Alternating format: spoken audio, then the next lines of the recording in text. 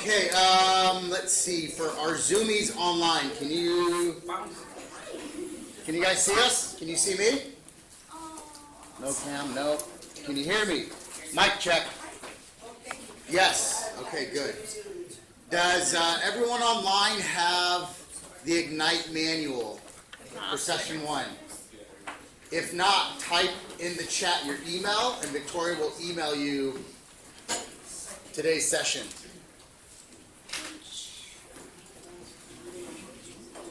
I think we're good, Victoria. No one's saying anything.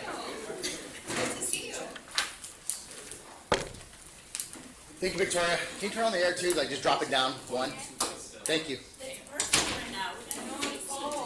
I don't know if you've noticed yet, but I got a little extra layers here, so I get warm fast. Good to hear.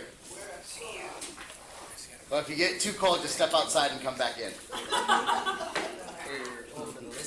All right, guys. Thanks for being here. How's everyone's morning going? Good. Good? Oh, that's good. I'm glad to hear that. What's going good? Live. Alive and well. Not good. I lost fantasy football points. Oh, no.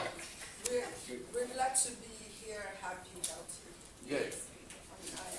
Yeah, blessed to live another day. There we go. Good deal. Okay, guys. So today we're going to start off with Ignite, Spark Your Career. How many of you guys have taken Ignite? How many of you have taught Ignite? Taught Ignite? Taught Ignite? Okay, cool. And then how many of us are just getting licensed within the past year? Okay. And how many of us have been licensed for more than 2 years? 3 years? 4? 5? 6, 7, 8, 9, 10. I think Claire's got us all beat, by the way. This is Claire here. Claire, how long have you been in the industry? How long have you been in the industry?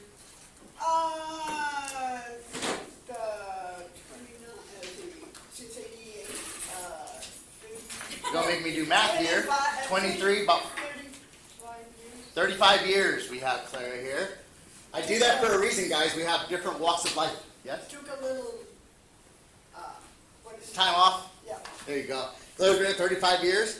A lot of us are new in here. Some of us have been experienced. I personally have been in the real estate industry for 15 years. My name is JD Mora. JD stands for Jose Daniel Mora. I've been in the industry for 15 years. I was licensed. I've been licensed 14, but I shadowed my aunt and uncle for a year. So I've been doing this 15 years. I've been at this office, KW, for just over 10 years. I just passed my 10-year anniversary, which makes it a decade. I have been a single agent. I've had my own team. I've had a couple teams that one was my personal one, and now I work with the All-Star Group, which is a team for the office. I've been on teams before, and I've been a business partner. Pretty much every role that you can think of as far as being a real estate agent, whether it's on a team, business partner, single agent, I have done. Closed over 50 units. Previously, I usually close anywhere from 20 to 50 units, just depends on who and what I'm doing. Last year, the All-Star Group, as a team, we closed 50 units. I've capped multiple times, and I've taught multiple cappers as well. How many of you guys know what capping or cappers are? Okay, cool. So most of us do. So the main reason we do this class, or one of the biggest reasons we do this class, is to teach everyone give everyone the tools on how to become a capper in this market. Does that make sense? In today's market, with the average median price, just depends, if you're doing mobile homes, land, single-family homes, it takes anywhere from 10 to 18 transactions closed to cap. Did you guys know that? So that's what this class is designed to do, is to get you to capping status.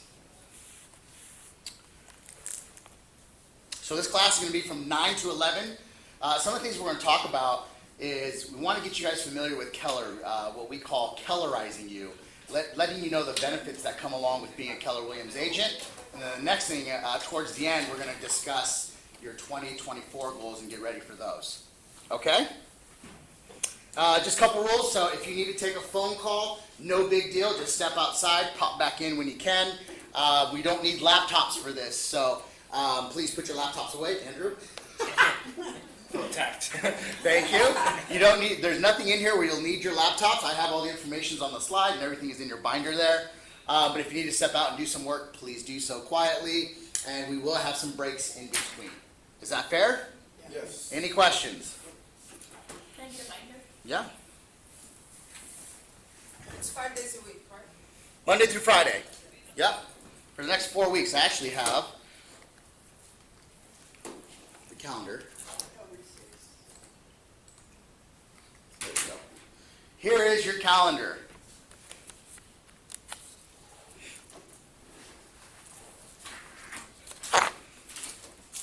Any questions on the classes?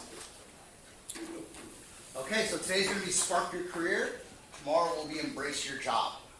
Let's take a few minutes to kind of go over why we are in real estate. We'll pick on a few of us. The reason I'm in real estate is really my uncle told me, he was like, hey JD, I think you've got a really good personality. You'd be really good in real estate. And he was one of the few people that saw something in me. He was like, I think you'd do good. So I was like, really? And I got into it, and then I quickly realized there could be a lot of money made in this industry. But I've also seen a lot of people not make it. There's more people that don't make it than do.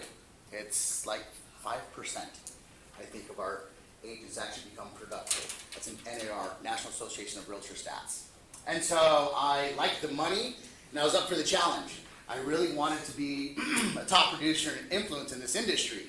So that's why I'm in it. I'm more passionate around building real estate agents, and what I like to say, helping people build generational wealth through real estate, not just through buying and selling, but also getting them into the real estate industry and showing them how to use our platform to make money and help others and empower their family. Anyone want to share why they're in the industry?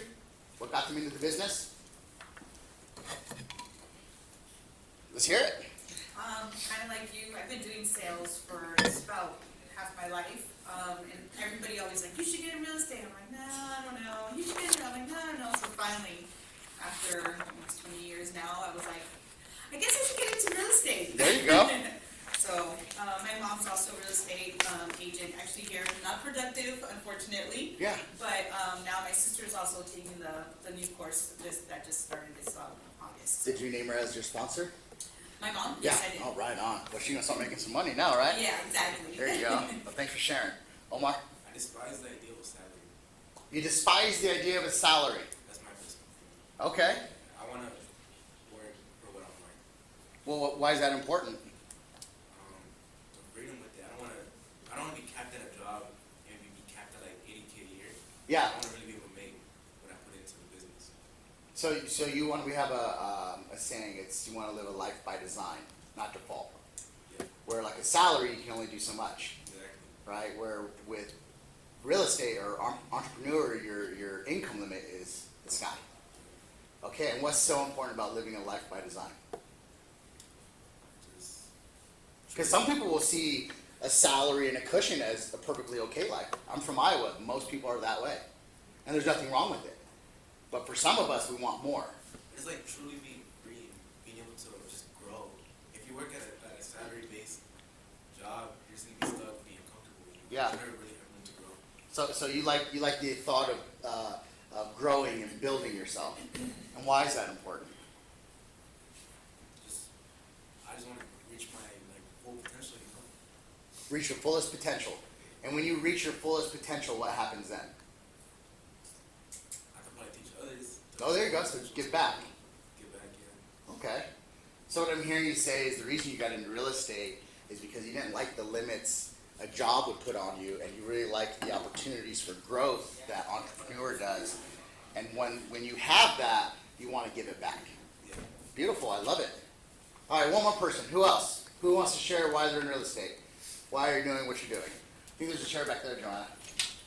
Well, I'll tell you what, JD, this isn't exactly an answer because I got into real estate for the same purpose as study. Mm-hmm. But what I realized when I got into it is that it requires you to work on yourself in order to grow, Yeah. which is a perfect balance.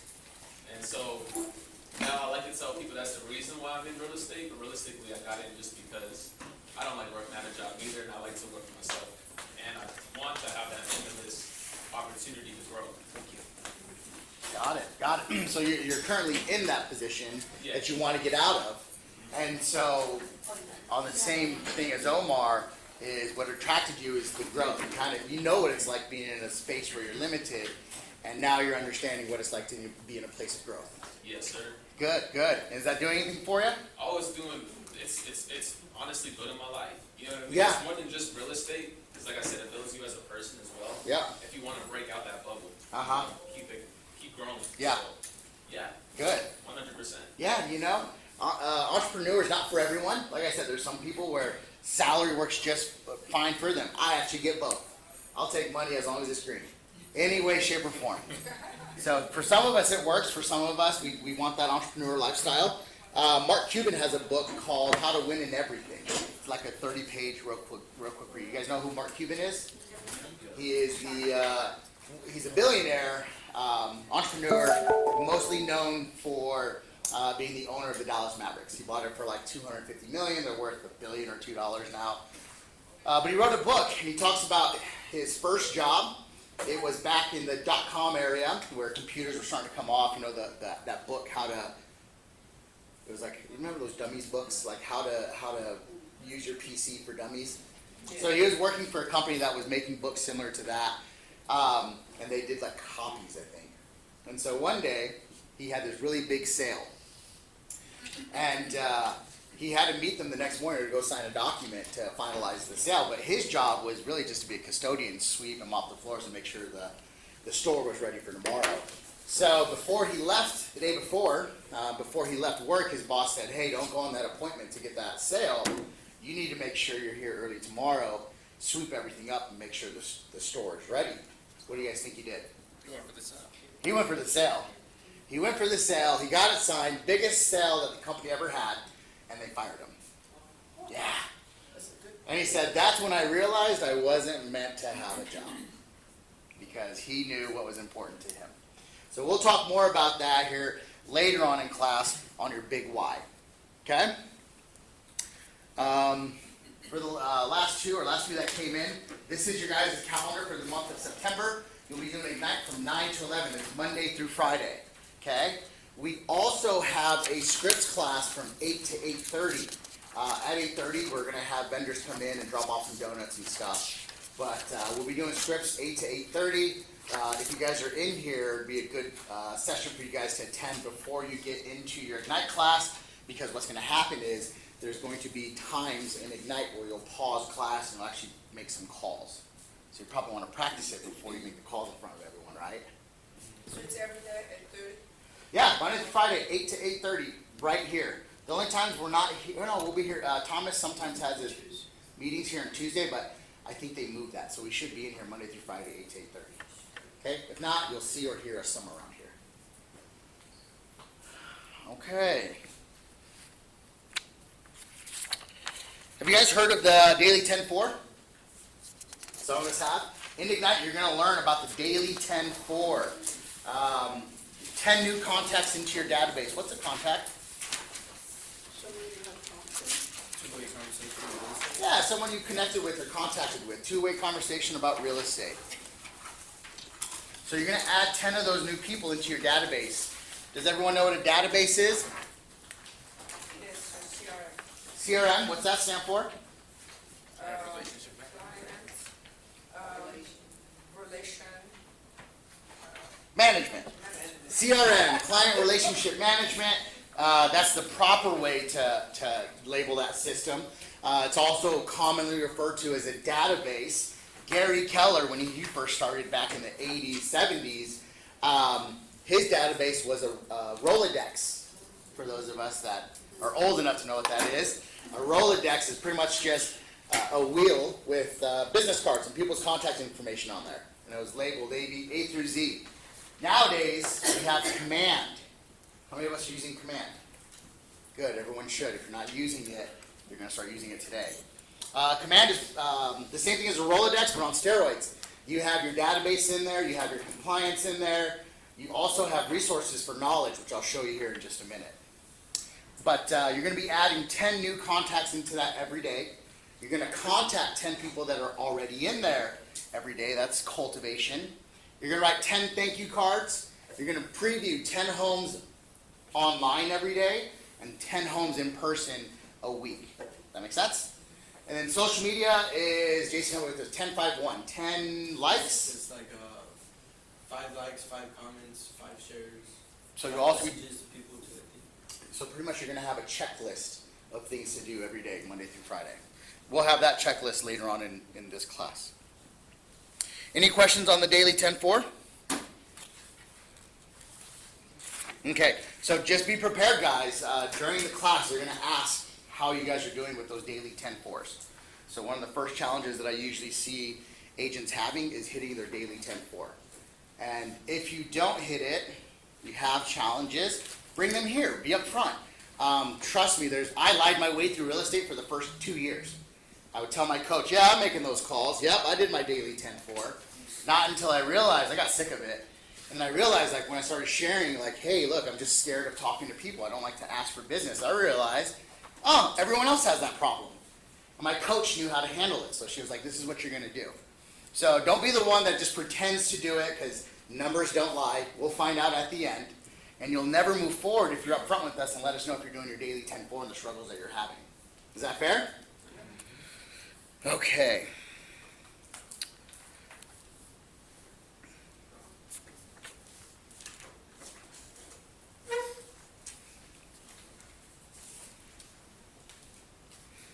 So Ignite's going to be broken up over 4 areas.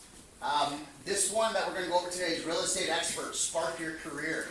Tomorrow's class is Embrace Your Job. Then you're going to be Connect with Your Market and Define Your Value. And then you're going to be talking about lead generation. What is lead generation? Your second job. That's your number one job. Your number one job is lead generation. Okay? Lead generation is having two-way conversations about real estate. Pretty much going to the world and saying, who do you know that wants to buy or sell? In a simple way. It's going to talk about generating leads, growing your database, capture leads with open houses, social media, and then capturing more leads. Now, once you talk to all these people, do you think that you just go talk to someone and say, yeah, I'm ready to buy, and 2 days later they're writing offers? Do you think it works that way? Nope. What usually happens once you find someone that says, yeah, I'm thinking about it? Takes 90 days. Take some time. Statistics show that most people, it's like 80% of people don't make a decision to work with an agent until the 7th or 8th contact. Did you guys know that? So just put into your mind, once you meet someone and say, hey, I have a real estate need, you're probably going to have to reach out to them another 7 or 8 times before they decide to work with you. Here's another scary statistic. 80% of realtors, 88% of realtors stop after the second contact.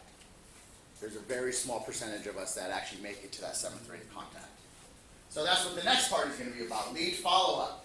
Keep every lead, follow up with your lead, strengthen your relationship, qualify your potential buyers and sellers. And then the last part's transaction, how to win with the buyer, how to win with the seller, how to work with buyers and sellers, making and receiving offers, negotiating offers, get to the close, and plan your future. Someone earlier asked, hey, does this class today teach us CMAs? It does not. But session 15, Win with Sellers, they will talk about CMAs in that class. Okay?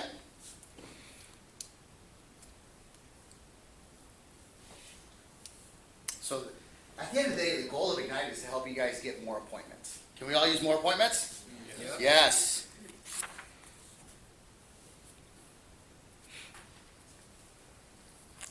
Okay.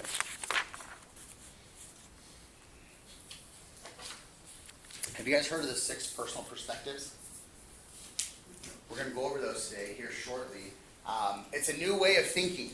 So what we want to do is change your mindset to go from entrepreneurial to purposeful, from E to P. And that's going to be on the 6 personal perspectives. So that's going to be the first part that we talk about today, is a new way of thinking, how to change our mindset so we can become top producers. The next thing we're going to talk about is Keller Williams culture. We actually have culture here, not only within our office, but nationally as Keller Williams. Values that a market center brings, and also Keller Williams. Keller Williams resources, your career vision. At the end, we're going to talk about those daily 10-4s, and then we'll have a recap and ahas at the end of today's class. Okay? This is a Gary Keller quote. anyone can do it, not everyone will. Will you? So true. Gary Keller, he's a man of many words. What are your guys' thoughts on this quote? It's true. Change your mind to it, I It's true. guess. Yes, it is true. Anyone can do it, not everyone will. Will you? Who's reading it and who's answering it? What do you think? You answered it? You answered it? Take a look around. I have taught this class too many times to count. I don't even know how many now. And I can tell you, as the classes continue, less and less and less and less of you will show up. We have this thing called an 80-20 principle. It's more like 95-5 nowadays. But 80% of our activity comes from 20% of our agents. And you'll see this throughout life. The honest reality, and I can't wait till the day that I see this entire class show up at the end of Ignite. You've taken all your classes, but the honest reality is most people won't. Most people are going to get scared of picking up the phone. Most people are going to be scared of accountability. Most people are going to allow life to interfere with the commitment they made today. That's what I think of when I hear anyone can do it. Totally possible for everyone. Not everyone will. But will you? So I hope that you guys take a minute to answer that. Okay, so here's the 6 personal perspectives. If for some reason my slides aren't adding up with your guys' book, let me know. They can be off sometimes. Okay, Juan, can you help me out? Can you read the 6 personal perspectives for us? Yes, number 1, commit to self-mastery. Number 2, commit to the 80-20 principle. Number 3, move from E to P. Number 4, make being learning based the foundation of your action plan. Number 5, remove your limiting beliefs. And number 6, be accountable. Be accountable. So how many of us know, thank you, Juan, how many of us know Gary Keller? I've heard of it. If not, Google him. If you don't Google him, he will come up as the #1 most influential person in the real estate world. And that's the owner of our company.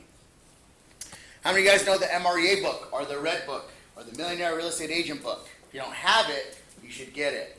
It's like $20 online, $25 here in the office. I think Garrett's got some. Gary went and interviewed, the way he created that book is he went and interviewed hundreds of agents. I think it was like 250 of the world's top real estate agents. And it wasn't just Keller Williams agents. It was RE/MAX agents, Berkshire, small mom and pop ones, Coldwell Banker.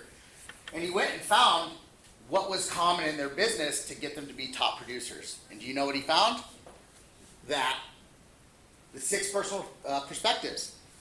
That's how he came up with this. He found that a lot of them were committed to self-mastery. A lot of them were committed to the 80-20 principle. They moved from E to P. They became learning-based as part of their foundation, always learning. They removed limiting beliefs. And they were accountable to everything they did. What are your guys' thoughts when you hear? Does anything stick out to anyone here? Make being learning based the foundation of your action plan. I love it. So you detach yourself from the outcome. Yeah. Detach yourself from the outcome, but we're always learning in this industry, and it's always changing. So make learning-based your priority, one of your priorities. What else? Remove your limiting beliefs. Remove your limiting beliefs. I think this is a big one that a lot of new agents getting into the industry struggle with. That's not fun. I don't want to do that. I don't want to sound like a robot. Joanna? To me, I think the #1 for me to self-mastery is like getting to know you exactly when you want to quit, but you can't quit because your mind and your belief of self-mastering what you need to do and what you want to do takes over that whole thing, practicing the rest of the skills. Yeah. Now, when you live these 6 personal perspectives, do you think your business will win? Oh, yeah, absolutely. Yep. Will you win in life? Yes. Will you do one thing is will you do all things. So this will spill into your personal life as well. Right now we're going to talk about committing to self-mastery. What does that look like?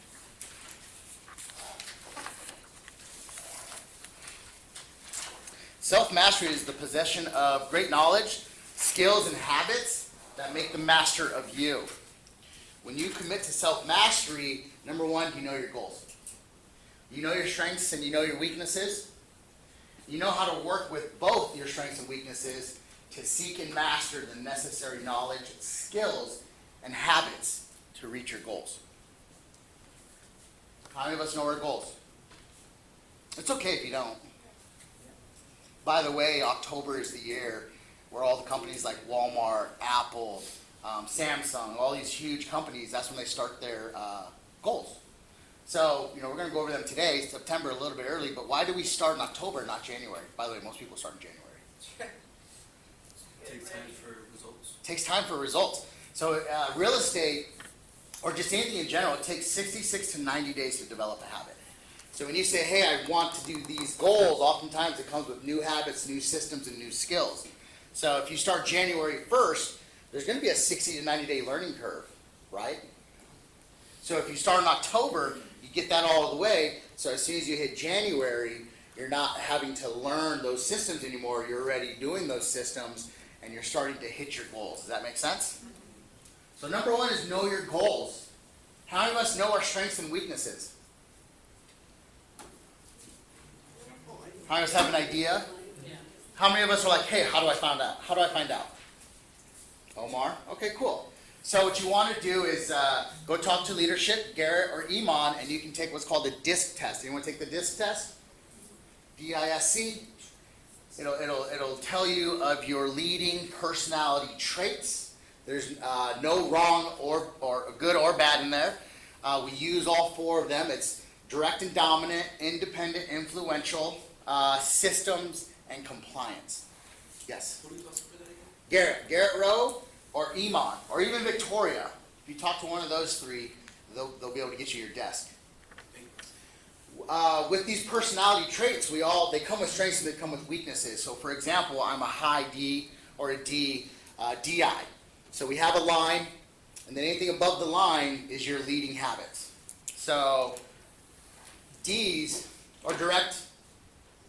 They are focused on numbers. They're goal-oriented.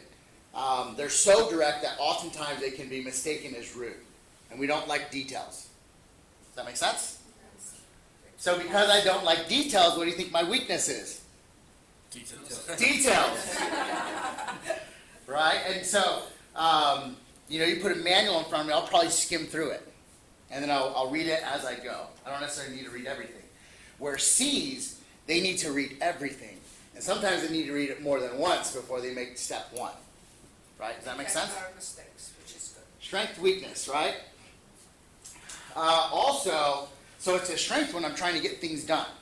I will not get caught up on facts. I will not get caught up on feelings. I'm in the motion of doing. Does that make sense? But if I'm working with the C, I have to communicate with them in a way to help them move. So I know when I'm working with the C, I have to take time. I have to provide information. Does that make sense? So because I know my DISC, I know my strengths and my weaknesses. You necessarily don't have to take the DISC to find that out. I think some of us are old enough now to figure out what our strengths and weaknesses are. Would you agree? Yep. So once you find out your strength and weakness, what you're going to want to do is learn, how do I make my strengths work for me, and how do I stay aware of what my weaknesses are? That make sense? Let's go over some examples here. So I used mine already. So because I'm a D, I'm not attentive to details. Honestly, my biggest struggle isn't necessarily getting caught and making a mistake because I didn't have the details. I'm okay with making mistakes. I'll figure it out later. My biggest challenge is communication. Sometimes when I'm talking to C's, I feel like we're butting heads and we're not on the same page. The reason being is they have a certain way to communicate. So I know a skill that I've learned is to ask questions with C's and provide information. So here's an example. My presentation is designed, when I'm going to sell your house, is designed to be presented to 4 different people. Okay? I went on an expired appointment one time. The guy's name was Vonick. And I got there, and I had this elaborate, nice presentation, which I still have today, all the information in there. I open it up, I sit it down on the table, And I said, hey, Vonik, I appreciate you having me here today. Today we're gonna go over a few things. And he goes, hey, stop right there. And he closes my binder.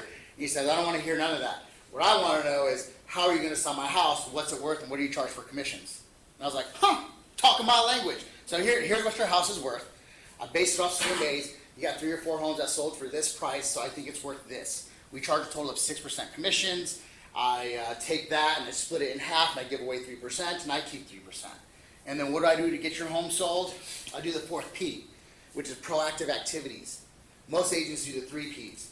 Put a sign in the front yard, put it on the MLS, and they pray for a buyer. Good news is I do all of that, including the 4th P, which is proactive activities. I do open houses. Not only do I just do an open house, I do a 7th level open house. I use multiple signs. I go door knock the neighborhood. I call all the neighbors. I do social media posts. We send out 100 postcards to your neighbors. And I went down this list. And then by the end of it, it was like a 10-minute conversation. His sister was there. They were both ready to grill me. And she looks at him, she goes, this is your guy. And he was like, you're right, where do I sign? So he was a D. I would have killed him if I would have been like, okay, so here's your 3 actives, here's your 3 pendings, and here's your 3 closed. For us Ds, we're like, come on, move on, what's the answer? But with the C, what I have to do is send them information the night before. Hey, look, here's the contract, here's my presentation, review it, have some questions ready for me, okay? And then the next day, I'm gonna take it step by step. So I'm like, hey, can I walk through the house real quick and ask you some questions about the house? Any problems with the plumbing? Any problems with the roof, with the electrical? Okay, cool, let's sit down because I want to go over some information. First one's a comparable market analysis. Here it is, here's your copy, and I walk through it step by step. Does that make sense? Because I knew my strengths, I knew my weaknesses, I knew to develop skills around it. I knew with C's I had to slow down, I had to give them time. They're very no pressure. You pressure a C, it'll upset them, like it will make them angry. You pressure an S, you'll hurt their feelings. Yeah, right? Like, you don't care about me, you just want to sell. So take the DISC test, it'll help you find out what your strengths and weaknesses are. And then you can start to learn skills to help your weaknesses. And double down on your strengths too.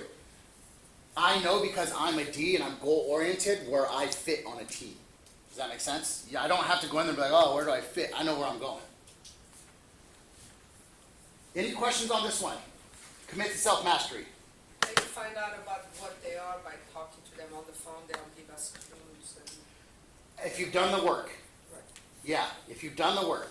So if what I'm saying as far as D's, I's, S's, C's, or DISC and it doesn't make sense, then no, if you don't know what that is, then you want to know what to, right? But if you have an understanding of what D, I's, S's, and C's are, yeah, I can tell what you are just in a conversation, sometimes just by looking at you. Right. Mm-hmm. Where's my C's at? Andrew, where are you? You're an I, right? ID. ID, Jason's a C, Juan's a D, high off the chart D. Omar, I'd probably say you're a D. I think so. We're just telling me I think so. Yeah. What was your name? Erica? Erica? Have you taken your DISC test? No. No? I'll guess you're an I. Would you agree? I would agree. So where am I? Where are you? Yeah. So right off the bat, I know that 74% of the populations are S's, and most of those S's are mothers, women, because they're nurturing and setting. So I would assume you're an S, but you can be direct too, which that's called an oxymoron. You don't usually see a D and an S the same, but sometimes you do. Actually, I'm a D and S. You are? Yeah, good. Good. Depending on the position that you're working for, it'll work really well, or you'll have some challenges with that. But yeah, D's and S's are usually opposite, because S's want slow and steady. They don't like abrupt change, where D's are like, let's move. Okay, so here's the best way to describe it. Well, it's a race, okay? And so as soon as the gun goes off, the D's take off. They don't check to see if their shoes are tied or if they're even wearing shoes. They have to get to the end, and they're just going. They'll figure it out as they go.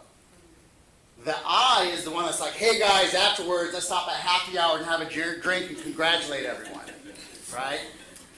The S's are going through the crowds, and they're like, hey, is your shoes tied? Do you have enough water? Are you okay? And then the C's the night before, they're studying the course, they're studying the weather, what kind of shoes do I need? And then they're ready to go. Does that help? Okay. Next is committing to the 80-20 principle. So earlier I mentioned that 80% of our production comes from 20% of our agents. It's approximate. In this case, we're not talking about production, but we're talking about results. 20% of your actions lead to 80% of your results. What do you guys see or hear when you read that? Not that many people are taking action. Not many people are taking action. What is action? Lead generation. Lead generation. What's the difference between someone that produces and someone that doesn't produce? One lead generates and one doesn't. Consistency. Consistently. Consistently. Yep. You can do everything wrong and still win as long as you do your lead gen. You can be the worst in contracts. You cannot know people, not know your strengths and your weaknesses. You cannot know how to run an escrow. As long as you know how to lead generate, you'll always get paid. There's agents that don't like doing any of that stuff. They're just really good people connector, and they just refer business to me as a realtor because they lead generate. So what they're saying is the results that you want, that life by design, not default, Omar, that's your 80%. To get there, you have to do 20% of your actions, which is lead generation. In Ignite, we're going to identify what these actions are going to look like. Open house, sphere of influence, social media. What else am I missing? Networking events, expireds. And when you do this, it's going to make more money and give you more time to spend with your family. I think we all want that, right? Any questions on the 80-20 principle? So again, what's the 20% of actions? Again, what's the 20% of actions? Thank you. Lead generation. It'll get you your 80% of results. Next, we're going to move from E to P. A lot of people come in and say, I want to be an entrepreneur. That's great. But you need to have the mindset of being more purposeful. I've met a lot of broke entrepreneurs. Met a lot of successful ones too. Here's the difference. Entrepreneurial approach is doing what comes natural. So E looks like disappointment, resignation, oh, there's greener pastures, and the cycle continues. You ever heard the saying, any plan sounds good when there's no plan in place? That's what entrepreneurs do. Oh, I'm going to become a real estate agent. And then they show up and they're like, all right, who wants to buy or sell? I'm like, man, I didn't talk to anyone today. No one talked to me. I don't know what I'm doing right. You know, I'm going to go do this instead. Maybe try this. And then they get a little bit of success. Oh, I did an open house this week. I got a buyer. Oh, that buyer didn't call me back. They're ghosting me. You know, I'm going to go and try doing expireds. I'll do it for a day. Oh, I had a great conversation. Oh, but you know what? That's not working now. After 2 days, I haven't got a listing. That's entrepreneurial. We're going to move you from E to P, the purposeful approach. Doing what comes natural. You're actually going to use talent and then also put a plan in place. You're going to focus on models, put systems in place, and make breakthroughs. So what's that look like, right?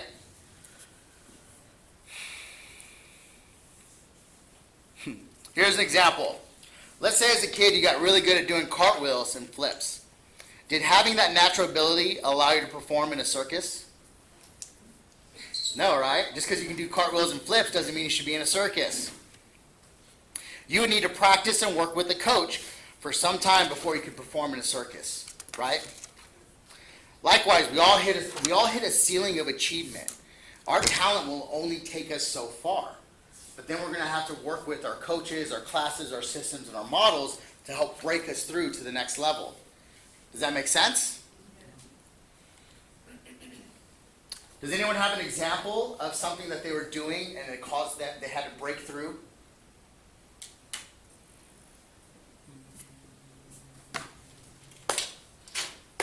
I'll start. It's okay.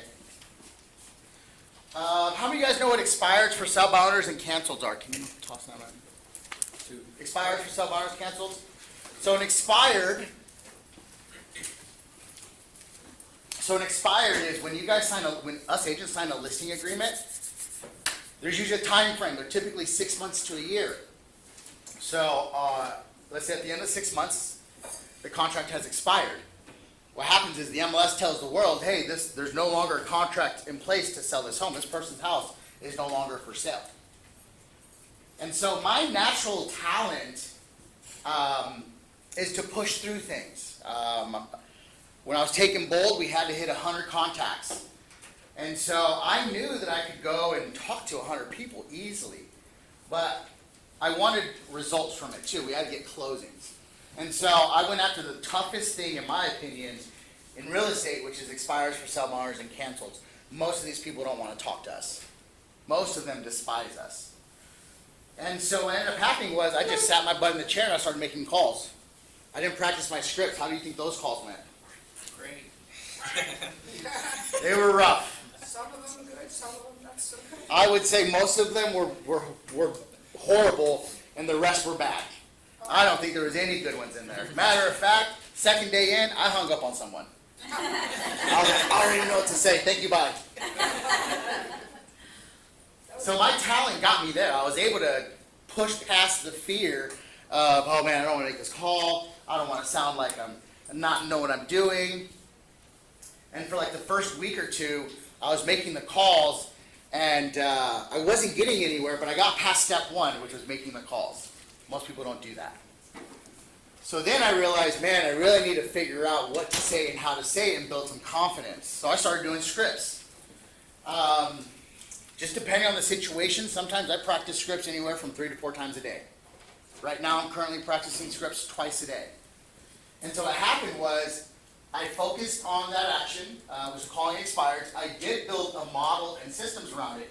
The model was, hey, I need to make this amount of phone calls to get this amount of deals, or this amount of phone calls, this amount of contacts, to get this amount of appointments, to get this amount of closings. That was my model.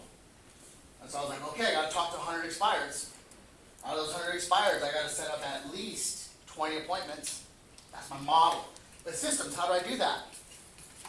My system was literally, I had a clipboard and I would write down who I called. And then I ended up I went from pen and paper. The next thing I did is I created an Excel sheet, and it was a checklist. It was like, here's the address. I had to call them 10 times before I stopped calling them.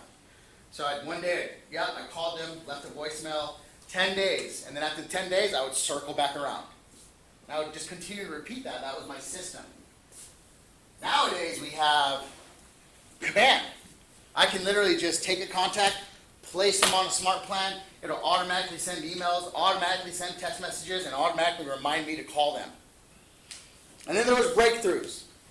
And then as I started to put these systems in place and I started to learn and develop my skills, what I realized was, man, there's a lot of money to be made in just this niche here. And so what ended up happening was I started setting up appointments and then started taking listings. That year, we closed 50-something units. I remember the total GCI was 260,000. But that was 7 years ago. Do you think the prices were the same back then? Nope. They were half of what they were now. In today's market, that was enough to make $500,000 in today's industry just from expires for sub-honors and cancels. I remember looking in the MLS one time, because I was curious. I'm competitive too. I was like, I know who I'm competing with, and I know how many listings they have. You know how many I have. I need to know how many I have.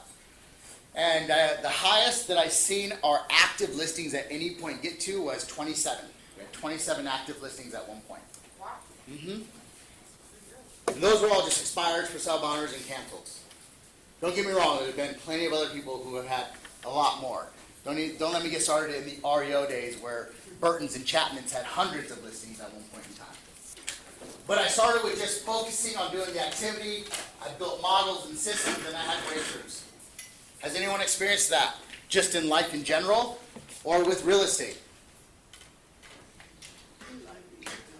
Give me an example.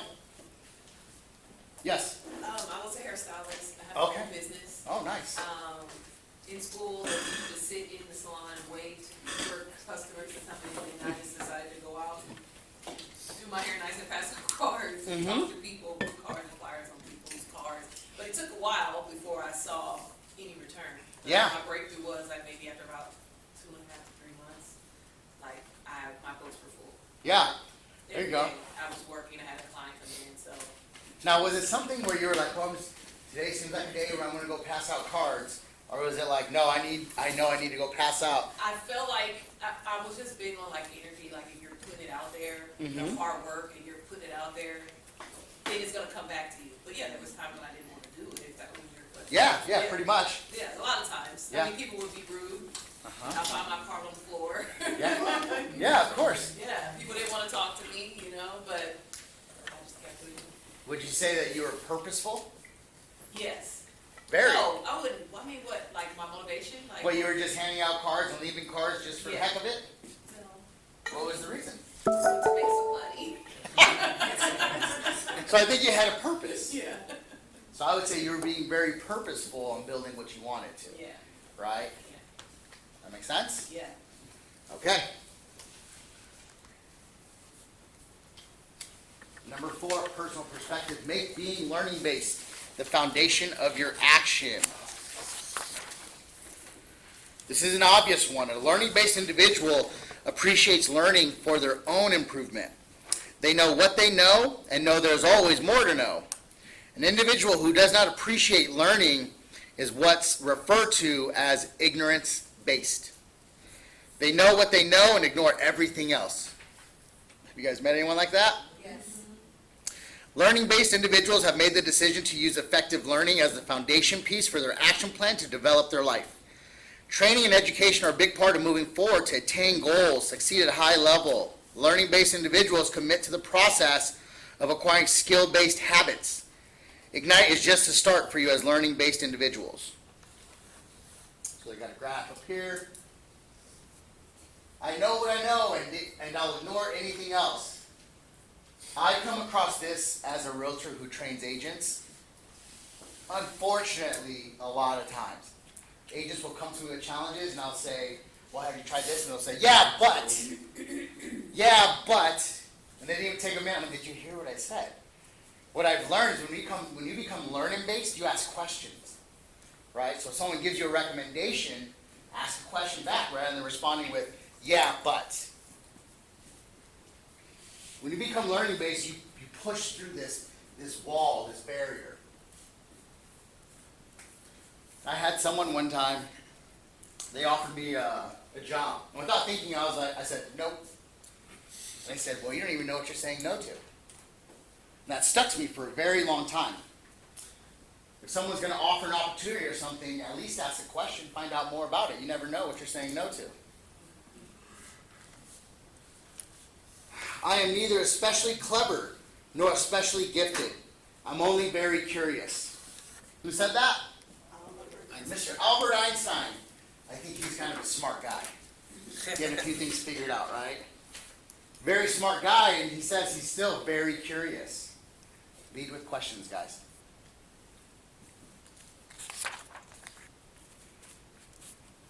Being learning-based means staying in curiosity and being eager to learn more. What's sticking out to you guys so far? I think I had a question about the learning based. Okay. How do you make that switch if you are what you would say ignorant based? How do you make that switch to where you start asking the questions and you're like, you know what I'm trying to say? Yeah, in a sense. I would say identify what area. Like, give me an example. Where would you like to become more learning-based? Just in general, I was just, Well, could you be more learning-based in your conversations? yeah, for sure. Could you be more learning-based on models? Yeah, Could you be more learning-based on systems? yeah. Okay, so what I would do is I would pick one of those, or all of them, right? So let's start with models. If I was to say, what models do you have in your business, could you tell me? In terms of like smart plans, is that, would you consider that? Or is that more of a system? That's more of a system. Okay. Do you know what Keller Williams models are that we use? The DYC. Anyone? Elbow? Economic model? Oh. Lead generation model? Business model? Putting it all together model. So, First thing I would do is go learn about those. What's the economic model? Anyone know that? Anyone hear me say, hey, I gotta make 100 contacts to get 80 appointments to get 20 contracts? That's just a number to throw out there, it's not like that. I was like, hey, that's pretty good. So it really starts with dials. When we do our numbers, we know how many dials it takes to make a contact, how many contacts it makes to get an appointment, and how many appointments it takes to get a listing or a contract, and then how many contracts it takes to get a closing. Because do you think every listing that I take closes? No, there's fallout, right? So your models will create all of that for you. The models that we use, you literally put in how much money you want to make, what percentage of your business do you want it to be, and it'll spit out how many people you need to talk to every day. So like Jason, how many contacts do you have to make? Your goal is how much? Over 100,000 I know a year. How many people do you have to talk to every day? About 20 people a day. So we've taken, hey, Jason wants to make 6 figures, which a lot of people think that's a big number. I think his is more than 100,000. And we make it super simple through an economic model. We say, hey, Jason, look, as long as you just Monday through Friday have a 2-way conversation about real estate with 20 people, you'll get there. We're all different. Who else has? Juan, what's your number? Like about 6 figures. Like About how many contacts do you need to make a day? Same, 20, Jason, 17, Juan, 20, same something one. like that. So when it comes to learning based, I would probably study the models first. Does that make sense? What's that look like? Go talk to Garrett. Say, Garrett, I need to learn models. And then you can take it from there. It really just starts with questions. All right, remove limiting belief. The 5th perspective is removing your limiting beliefs. High achievers remove beliefs that hold them back. What are limiting beliefs? They are the thoughts and mindsets that limit you, like the ones on the slide. I don't have time for training. I can't be successful in this market. I can't devote 3 hours each day to lead generation. How many of you guys heard that or thought that? I've been there. Those are limiting beliefs. Would you agree? Yep. Very negative too, like negative for me. Yeah, it doesn't serve you. For example, are any of these thoughts in your head? I have to be an expert and know everything before I begin my business. I'm not valid yet. I don't know how I can achieve a profit goal that will fund my life this year. I don't feel comfortable talking to people about real estate. The business will come to me naturally. I don't need to lead generate. In order to successfully develop at a higher level, you must clear your mind of limiting beliefs first. Throughout Ignite, you're going to learn how to combat these limiting beliefs and turn them into action. What limiting beliefs are you having right now as you embark on this new career? We're going to do an activity. We're going to throw out some limiting beliefs. It can be ones up here. It could be ones, I don't know if they have them in your manuals, the ones that I read. Or they can be any kind of limiting belief that you might have. Anyone want to share? Not enough time. I don't have enough time. Ooh, gosh. So how do we turn that limiting belief into unlimiting beliefs? I don't have enough time. I'll make time. I have more than enough time. I have more than enough time. How about I'll make time for what's important? So with your time, when it comes to lead generation, is that what you don't have enough time for, is lead gen, or what is it? Life in general. Life in general. Gotcha. So if I was to say, hey, look, I promise you, if you go and do 3 hours of lead generation every day for 90 days, you'll make $1 million. You got enough time for that? Absolutely. So would you agree, it's not the lack of time, but it's the lack of value that we put on our activities, right? So I'll make time for what's important. It's an unlimiting belief, right? See how we went from a limiting belief to an unlimiting belief? Is to be able to block that time and not let anything come in to interfere with that, because a lot of us make that time, but all of a sudden something comes up, a phone call, this, and it just takes us away from Yeah. that, you know. So your limiting belief is I get interruptions, Right. time block. Here's an unlimiting belief, I'll do it or I'll die. Huh? I'll do it or I'll die. That's the truth. I mean, I think we need money to live, don't we? Yeah, That makes sense? that's scary, but okay. That's scary, yeah. I'm past living. I'm about building generational wealth and leaving legacies. Every day that I don't get up and do what I'm supposed to do, I feel like I'm killing that. Yes. I think for me, what has gotten me through overcome a little bit of the, belief in myself kind of thing, is that because I wanted to be a realtor, that's what makes me not wanna talk negative about it, because if I wanna be a realtor, then I have So- to do things realtor. So what's your limiting belief? My limited belief is, I used to say, I don't have time for this, I Okay, can't sir. go to do lead generations, I can't do this, Okay. I can't do that. So, but if I put it all together in a regular schedule, kind of make time for this, make time for that, I could do it, because at the end of the day, I'm gonna be tossing around at night anyways. Okay, so pause for a second. So your limiting belief is I don't have enough time. Yeah. In one sentence, how do you make that an unlimiting belief? One sentence.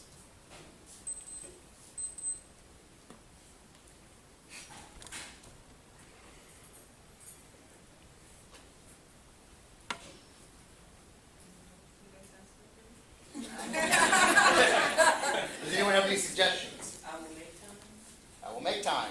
I gotta make my time worth it. You gotta make my time worth it. How many of you guys heard, I need to know more? It's usually around contracts, to be honest with you, when it comes to real estate. A lot of people fear getting into business or even talking to someone because they don't know contracts. Oh, I don't want them to ask me a question I don't know the answer to. Fun story. When I wasn't even licensed yet. And I was riding in my uncle's car and he was driving, and this is back before you even had Bluetooth. It was like a 1970s Porsche. It was a classic car. So he hands me the phone. He's like, "Here, answer." And I'm like, "What if I don't know the answers?" He's like, "This is what you're gonna say. You're gonna tell him, I'll have to check on that and I'll get back to you by tomorrow." I said that over 20 times in the conversation. That's when I lost track. And so I wish I would have learned this at the beginning. So the belief of I need to know everything, or the limiting belief of I need to know everything, we need to think in the terms of I don't need to know everything, I need to be a professional. Does that make sense? Limiting belief, unlimiting belief. All right, moving on to the next one. Be accountable. The sixth and last perspective is about being accountable. What does being accountable mean to you? What's being accountable mean to you guys? Doing it no matter what. Doing it no matter what? It's your fault, good or bad. It's your fault, good or bad? Do what you said you would do long after the movie had said that. Do what you said you're going to do long after the mood that you were in when you said it is gone. What else? Showing up for yourself. Showing up for yourself. What's that look like?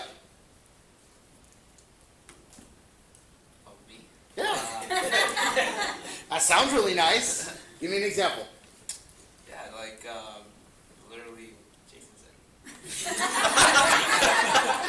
Like if I say something and I feel differently later on, I'm still gonna do it. Yeah. Like, do I like waking up super early to go to the gym? Not all the time. Right.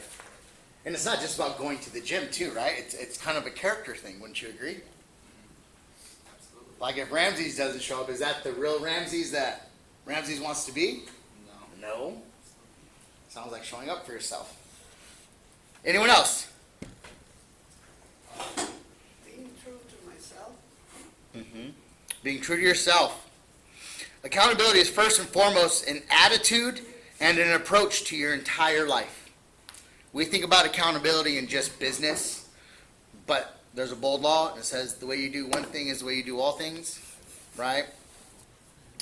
Accountability is an accountable person says everything in my life is a result of my choices and my actions. I own my life. I remember having a conversation with one of my leaders in the past, years ago, and we were talking. I think I made a bad hire, and I was like, "Man, they're just not getting it. They're this, they're that." And she said, "JD, You know, at some point in time, that envelope came across your desk, and you stamped it and moved forward. It's like, what do you mean? She's like, well, did you choose to hire this person? Yeah. So would you say because of your choices, you're where you're at now? I was like, yeah. And I realized everything that I do is a result of my choices. You had a bad hire, I didn't do a good enough job hiring them and interviewing them. Does that make sense?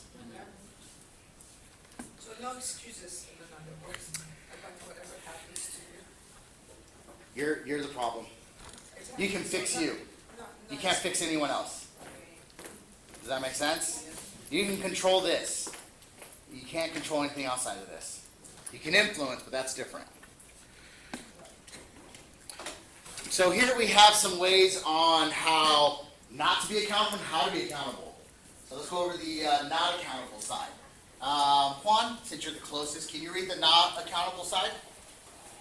Just the great ones. Oh, doesn't seek reality. Ignorance, asks no questions. 2, fights reality. Denial, that's not the way it is. That's not how I see it. That's your perception. Number 3, blames. Projection. If everybody would do their job, it's not my fault, it's yours. Why wouldn't you change something? Number 4, personal excuses. Deflection. It's not my job. It was never given a chance. It does not work here. Number 5, waits and hopes. Resignation. If it wasn't meant to be, it will happen. Time will tell. It's out of my hands. That is the victim mentality. It's deflecting everything onto everyone else. Where we want to be accountable, where we seek reality. What is the situation? Acknowledge it. Have clarity. This is the way it is. Got it. I'll see what's going on. Owns it. Energy and focus. If it is to be, then it's up to me. What do I want? This is my responsibility. Find solutions. Possibilities. What are my options? How can I get what I want? What can I do? And then action plan. Let's get this started. Time's up. This is what I will do. Anything stick out to anyone in here on either side? The right to the where it says, if it is to be, then it's up to me. Oh yeah. Owns it. If it is to be, then it is up to me. Me too, I like that one. I was thinking of how much of a victim mindset I still have. I've been doing this 15 years. I still fall into this. We did a mindset class one time, and it talked about how we have like 20,000 thoughts come into our head every day, and we can only filter like 5,000 of them. We can't stop what comes in, but we can control what goes out. Does that make sense? So I'm like, oh yeah, I still do this, and I still say this sometimes, but I have learned this as well. So you catch yourself. Yeah, all the time, all the time. All right, one more person. Anything else you guys stuck out on this being accountable? I like the time's up, let's go. Time's up, let's go? Yeah. Yeah, me too. I always think like, wow, when someone's accountable, how amazing is that? Make sense? Happiness is not an individual sport. This quote is about happiness, yet it applies to business as well. Would you agree? Your business success is not an individual sport, as Gary Keller has learned. No one succeeds alone. This quote comes from Sean Aker, who pioneered the research that reveals happy humans are more productive, creative, better at problem solving, and even healthier and less stressed. Would you agree that these outcomes lead to better business success? Being happy just leads to better business. Embrace being accountable. Find a mentor, coach, or partner to help you be accountable and happy. I'm going to go back to that slide here. They mentioned being accountable. In Ignite, you guys are going to choose accountability partners, accountability groups. You can also reach out to leadership to help you be accountable as well. I don't know if they still do this in this Ignite. I know they do it in Bowls. They have you sign a commitment letter to your family. saying, hey, look, I'm gonna be working from this time to this time. I cannot be interrupted unless it's blood or death. That's it. Commitment letter to your family, and then your family to you. And they're gonna say, yeah, I'm not gonna bother you during that time because I know you're trying to change your lives. Ahas. Any ahas on those 6 personal perspectives that we just shared? I think you guys have some blank spots there. Yeah, write them down. Write down some of your ahas. You'll use this to go back. And you pull up the 6 personal perspectives again. So again, commit to self-mastery. Commit to the 80-20 principle. Move from E to P. Make learning base the foundation of your action plan. Remove limiting beliefs. Be accountable. What are some of your guys' favorites? Move from E to P. What I hear Andrew saying, he's going to go talk to Garrett about models after this class. 80-20 principle? 80-20 principle. Yeah. We get caught up on a lot of the fluff in real estate. Yeah. Contracts, all that. Oh yeah. Wait till you guys start getting productive and you start getting escrows. Oh, I can't go do my calls. I got to go make sure the deposit's in. See you later. Gone for like 3 hours. You come back right when your lead gen ends. Oh, I would have done it, but I had to go make the calls, you know. Time is up. All right. Anything else? Anyone else? Or anything else from this stick out? One more. We'll move on. In the back, Star Keisha. Star Keisha? Yes. Yes. Okay. I'm looking at the limiting beliefs. I keep telling myself I have so many contacts that it's hard to manage all of them, and I need help. But I guess I don't. I just have to Start somewhere. figure it out and figure it out how to put all these leads in one spot and reach out to everyone. So, Is that overwhelming? yeah, it's a lot. Yeah, it is. Yeah. Okay. Because I didn't expect to have that many, but when I put everything together, it's a lot of contacts. Yeah. Just trying to reach out to everyone. Okay. Cool. Yeah. So it's going to be a process, Yes. right? It'll be a process. Are you in mentorship I program? am. Okay. Cool. George. It's amazing. Yeah, George can help you with that. We've done a couple classes on how to get that started. Roy Shaver, he's our tech person. He sits by Victoria. Still learning everybody. Yeah. So Roy can help you with that too. Roy can show you how to import your contacts from your phone within 5 minutes into Command. Couple clicks, boom, boom, boom. Is there a way to filter out like people that you don't want in there? Yeah, there is. But we don't go over that in today's class, but if you reach out to Roy, he'll show you how to do that. Okay, now we're going to talk about KW culture.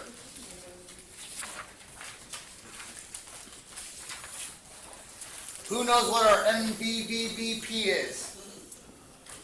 Mission, vision, value, beliefs, priorities. Who knows what Red Day is? We're going to go over the mission, vision, value here in just a second. Who knows what Red Day is? What does it stand for? Re-energize? Close. Ooh. You combine 2 of them. Renew, energize, and donate.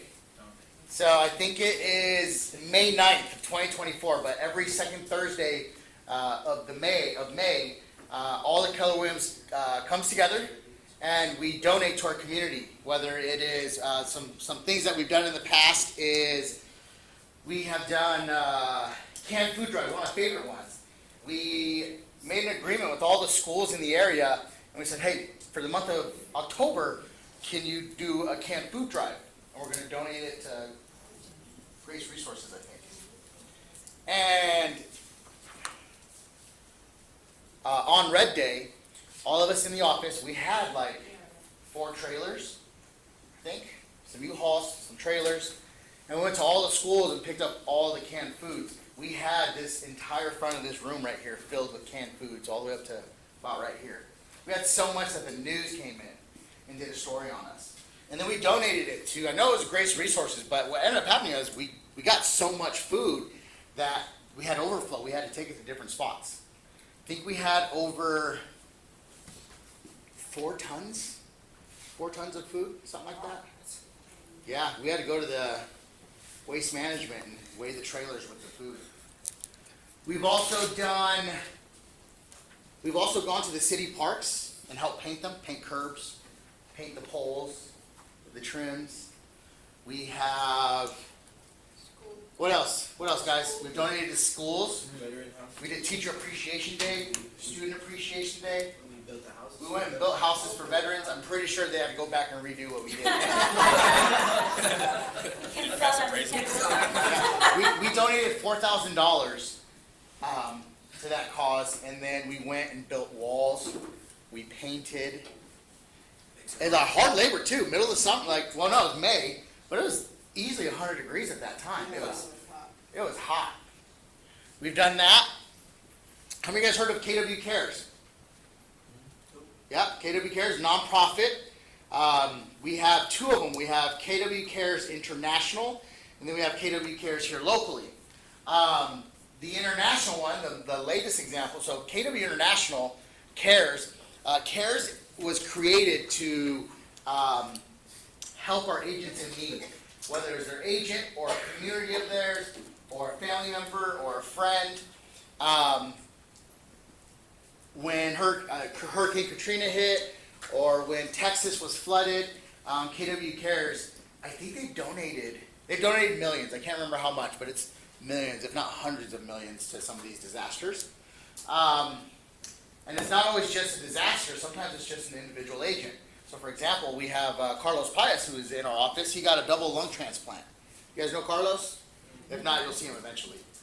He got a double lung transplant during COVID too. What a scary time, right? And I think he needed like $70,000 or $80,000 for his family to come and stay with him while he was doing rehab, because he had to stay in the hospital for 2 months. And so KW Cares International donated the $70,000 so his family could stay with him. So that's what Cares does. We have a local one here. This is more specifically for our agents here in the office. Fortunately and unfortunately, fortunately we have this program that helps. Unfortunately, it comes in times where people need help. I have seen us donate thousands of dollars to funerals.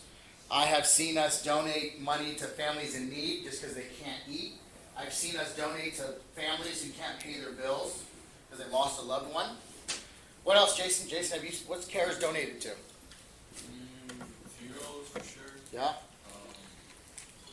Car accidents too. Car accidents. There was one lady who was homeless. We didn't know.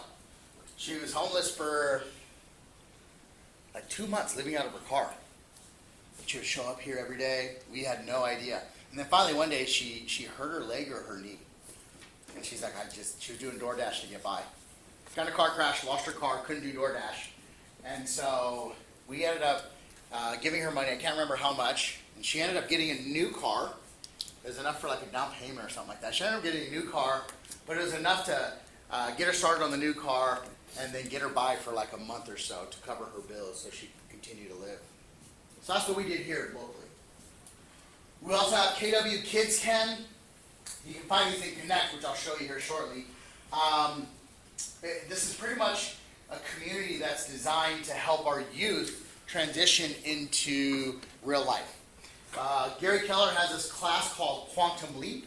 It's for adults. They also have Quantum Leap for kids. It's a good class for kids that are in high school getting ready to head into college or into the business world or into the workforce. Diversity, equity, and inclusion community. Equity for all. And then cultural ambassadors. Every year at Mega Camp, we have different, oops, I accidentally answered that, I was trying to ignore it. Each region, we have 70 regions, but each region gets nominated a cultural ambassador, one or two of them. You come with a really cool award, you get to walk on stage, you get to tell your story.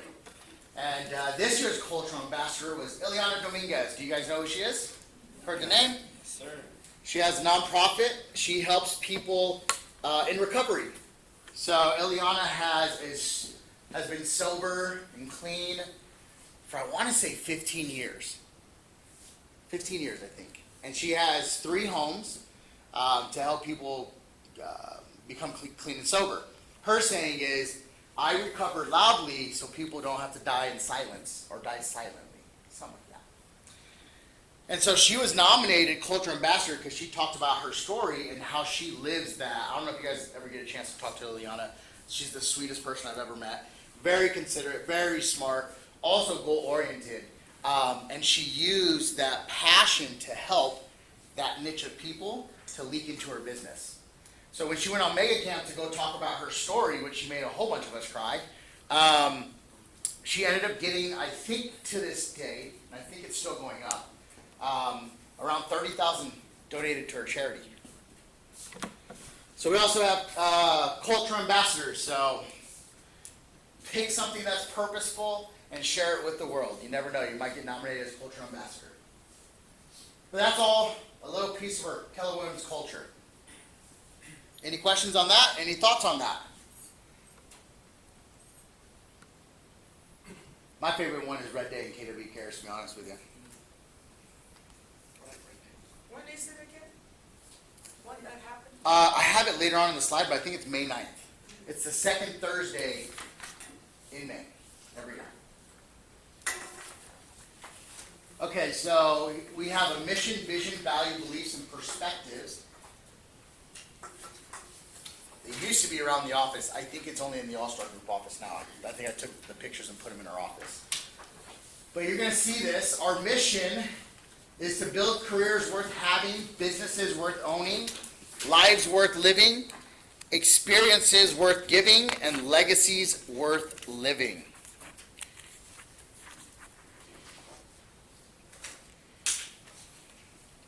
What do you guys hear? What sticks out here? Legacies worth leaving. Legacies worth living? Leaving? Living and leaving. What's that? Lives worth living. I don't know about you guys, but the way my mind works is every time I read something, I have a movie going on in my head. Does that make sense? So when I think of legacies worth leaving, I think of all the people that I've impacted and influenced in a good way. Lives worth living? Well, that's me and my 100 acres, and my family each has a house somewhere in there. That's the life that I want. What's a business worth owning look like? Profitable real estate business. Systems and models. Successful business and models. A business that makes you happy. Business that makes you happy. What else? A business that brings value to you as a person, not just because you want to be a business. Yeah. How about a business that empowers not only you but others? Have you guys ever come across someone that said, "Hey, do you know a mechanic? Or do you know a hairstylist? Do you know a carpet cleaner?" Are you guys excited when you have someone that you know that's really good like, oh, I got this guy? To me, that's my business worth owning. Everyone that I come across, I want them to be proud and say, dude, I got you. I got you. KW belief system, win-win or no deal. It's the WI4Cs, 2 T's, ES. Win-win or no deal. You guys used to have to do this every morning, huh, Joanna? I should have by heart, but I don't. Win-win or no deal. I love that. Integrity, do the right thing. Customers always come first. Commitment in all things. Communication, seek first to understand. Creativity, ideas before results. Teamwork, together everyone achieves more. Trust starts with honesty. Equity is opportunities for all. Success results through people. Funny story on trust starts with honesty. We're in Mega Camp in Austin this year. And we're getting ready to leave the main floor. And we're taking pictures because it's the last day. And all of a sudden we see one of our agents come rushing in and we're like, hey, no, come take a picture. She's like, no, I'll be right back. She disappears and she comes back. And she's like, I'm so sorry. I had to go back to the Red store. Because they have a Red store where they sell books and stuff. Well, she was shopping and she had a bag and she was putting stuff into the bag and she was paying for things. And she ended up leaving with a bag full of stuff that she didn't pay for. Got all the way up to her hotel room and realized it. And then came back. When she came back, she was like, well, trust starts with honesty. Live in our culture.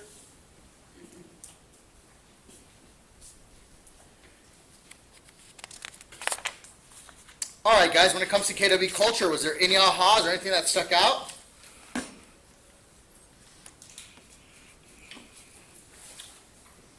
think what's cool about the culture is that it gives us, it could give us a reason to reach out to our people. There you go. Business related. There you go. Gives you a reason to reach out to people. Can you put that into your presentations? Yeah. Every check that I've done this for 7 years. Jonathan Silva Senior. He was KW Cares, and the one thing he did for the year is all he did is he went to agents and he said, hey, out of every check, can you take $25 and donate it to KW Cares? He got like 50 of us, I think, that year. I was one of them. I was like, sure. I've never changed it. To this day, every check that I get, $25 automatically goes to KW Cares.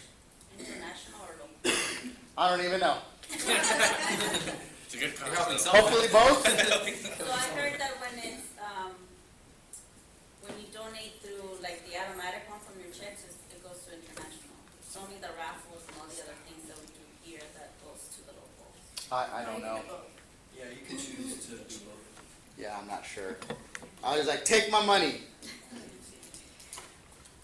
But as long as it's going. As long as it's going there.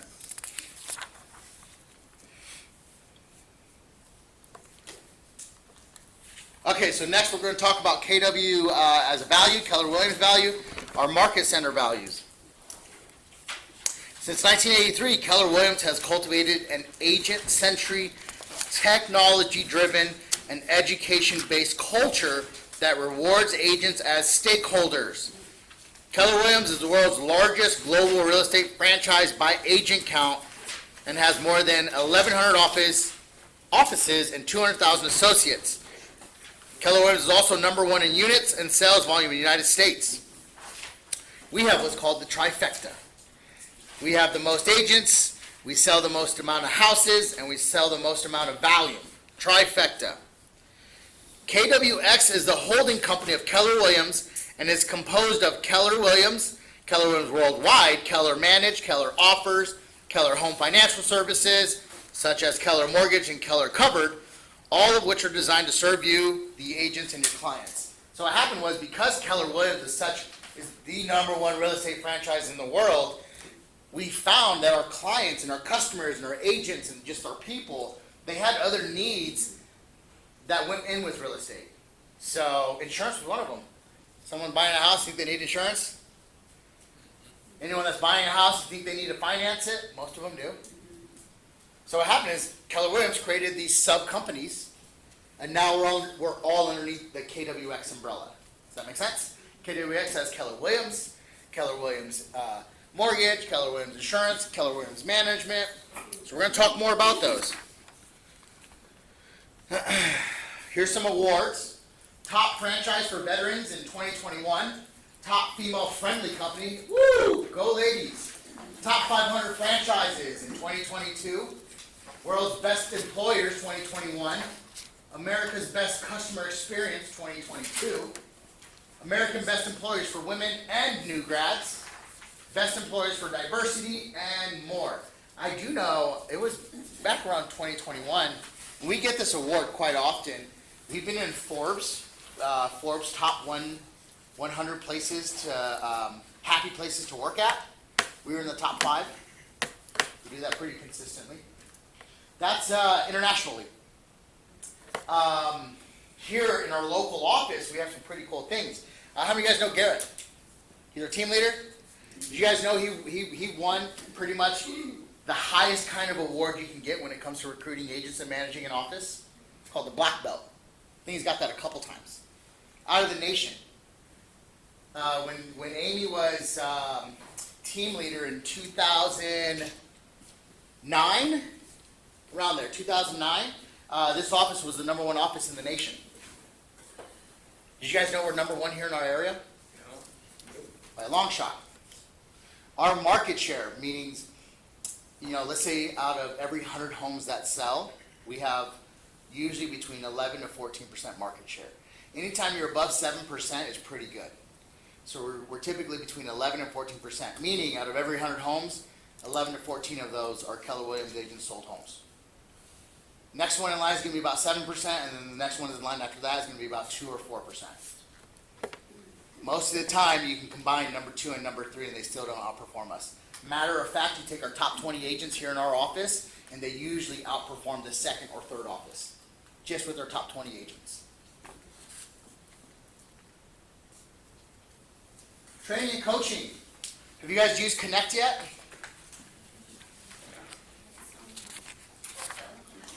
Yeah, it's in Command. I'll show you guys how to use that at the end of class. I'm not finding this. Is it in here? Oh, let's see. It is? What page? On what page? Oh, 111. Yeah, you're ahead.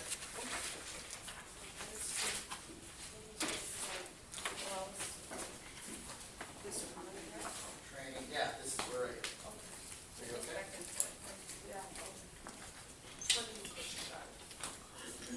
Local and regional training, Ignite is one of our training courses that we have. Bold is another training that we have that comes to us. Family Reunion and Mega Camp. Family Reunion is our biggest training event. They literally have so many what's called breakout sessions, it's impossible for you to visit every one of them. There's hundreds of them. It's a 4-day event. It's in 2024, it's going to be February 18th to the 24th, I think. 24th to like the 29th. 24th to the 29th. It's about a 5-day event. February, and that's going to be in Vegas, right? That's going to be in Vegas. The tickets run anywhere from $800 to $1,000. They get more expensive as you get up to the event. Of course, you have your food and lodging. $6.99 if anyone wants to get it. $6.99. The cool thing is those are all tax write-offs. Everything, if you go to this event, everything you do in Vegas, you can pretty much write off on taxes. I think except alcohol. And then Mega Camp. Mega Camp, they had huge breakout sessions. They didn't have as many breakout sessions. They had main events. Keller Williams University, you'll find Ignite in there. KW Enablement, that's command training. And then MAPS is our coaching program here in Keller Williams. One of the classes that teaches Bold.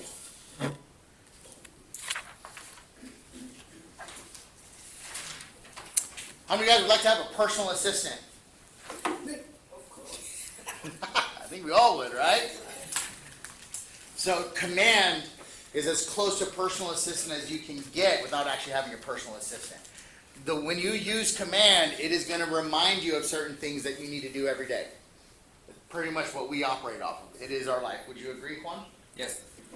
One of the first things that we do is we get into the office, we check our opportunities. What are opportunities? People that have said they want to buy or sell within the next 4 months, pretty much.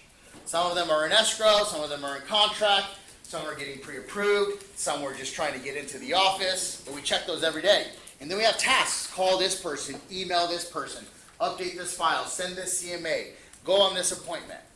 So our command tells us to do this every day. Keller Williams says we're no longer a real estate company, but we are a technology-based real estate company. When we came out with command, this was probably 5 or 6 years ago. I remember when they rolled it out at Family Reunion. Gary Keller took $1 billion of his own money to create this. We are the only brokerage that has this. All the other brokerages are trying to create something similar to it or hired a third party to build a system for them. We started our own. Was there a question? Yeah, I have a question. Mm-hmm. What would you say that is the most recent, most change you see in the technology that will help us? Like, I know you mentioned there is like latest advantage in technology. Yeah. What is it? Is there something that we need to kind of like get better at on that task, or everything is the same, like contacts? I think it's going to be different for everyone. It's going to be different for everyone. Like what I tell you is going to be different for Juan. What I tell Juan is going to be different for Starkeisha. So like Starkeisha probably needs to start with importing her contacts and categorizing and tagging. I wouldn't worry about anything else other than getting people in there. Oh, okay, gotcha. Like for you, are you putting people in there? Yes, That was a hesitant yes. Yes, and the reason. Yes, kind of, maybe. And the reason being is because I do have notes everywhere, right, and different type of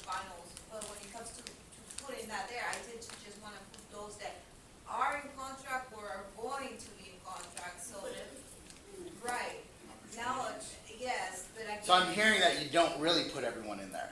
And I should put Yes. everyone. So that's where you start. Put everyone in there. Develop that habit.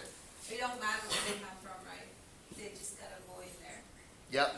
So Gary Keller says this, every year there's millions of homes sold. It's like 5 million homes approximately, right? There's 290 million US citizens, almost 300 million. We do a very good job of finding the 5 million. No one does a good job keeping in contact with the other 295 or 290 million. Does that make sense? So what happens is the people that are really going to survive in this business are the ones that communicate with the people even when they're not buying or selling. So that's why everyone needs to go in there. What's up, Omar? How would you go about getting new contacts? Because everybody in my Ooh, good Right. good question. We're actually going to go, we're not going to go over it in today's class, but tomorrow we'll start on identifying those tasks that you can do. I would say just start talking to your family and friends, let them know you're in real estate, and ask to follow up. So things you can do with Command, input your contacts, place your goals in there, task manager. There's also marketing suites where you can create newsletters, presentations, postcards, referral networks. You can refer business to other agents in this network. Did you know that? In Command? In Command. At the end of this class, I'll stick around. It'll kind of be bonus. Whoever wants to ask me questions on Command, and I can kind of run you through there for about 15 minutes. Who's got the KW Command app? You got to get it. If you don't, go to your Play Store now. I give you permission and download it. It works just like your Command on your PC. The PC one's still a little more advanced, but you can pretty much do everything that you can literally work from your phone in Command. I can pull up contacts, I can text from there, I can email from there, I can check out my profit share, have my birthdays, my anniversaries. It'll even tell me sometimes when I get leads, because we get leads that come in all the time. New leads, leads that re-sign up again. And what'll happen is there's one part that says leads that have never been contacted. You never want to have a person in your database that you haven't made contact with. Do you guys know how you get into a relationship with someone? You talk to them. You just talk to them. How do you get out of a relationship? Stop talking. Stop talking to them. This app will help you with that. Quick question. Yes? So if you get a lead that just has an email, how would you send back, what would you put on your email replying to them? So this is going to be me personally, what I would do. I might have some other resources and tools that you don't have yet, so it might not be the same thing that you do. But at the end of the day, what I'm trying to do, and this is going to be very common, a lot of your information, a lot of your contacts are going to be missing information.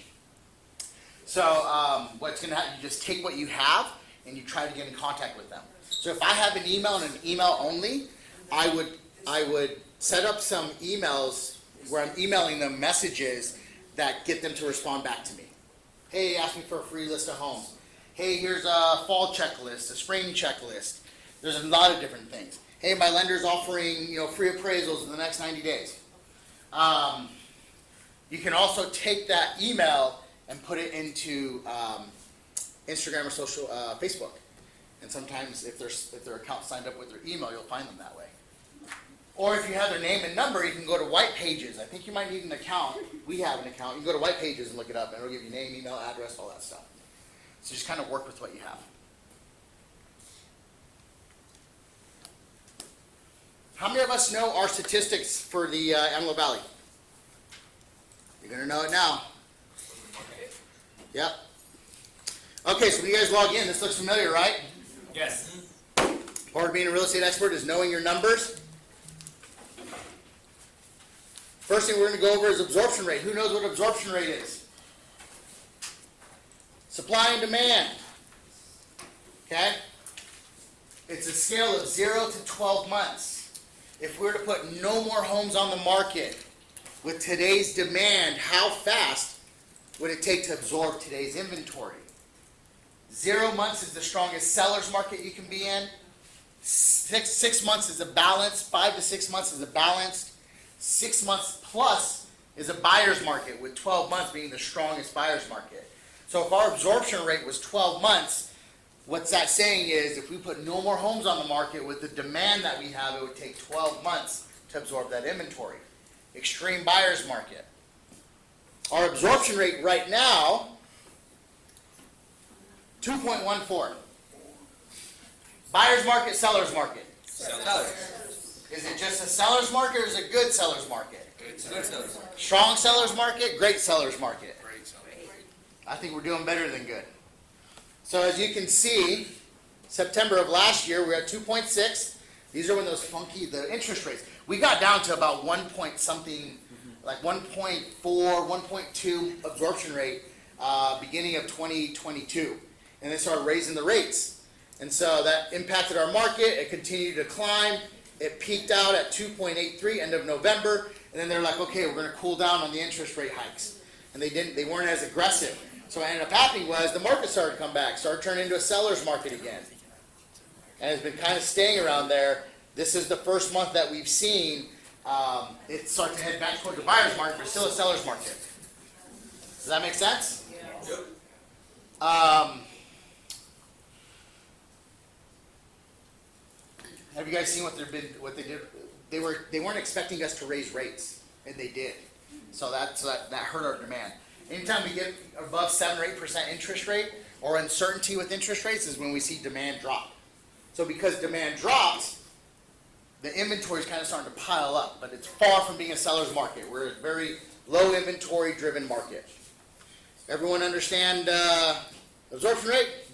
Yes. I'm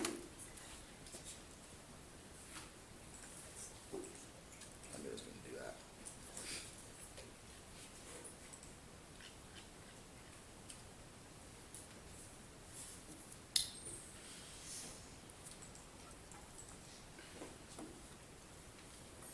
This is the sales price to list price ratio, meaning how much is a home getting compared to what they actually list it for. Does that make sense?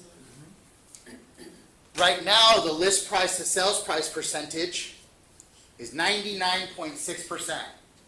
So Jason, if I was to list my house at $100,000 and the list price to sales price percentage is 99.6%, what kind of offer can I expect based off of what the market's showing us? $99,600 offer. That make sense? Yep.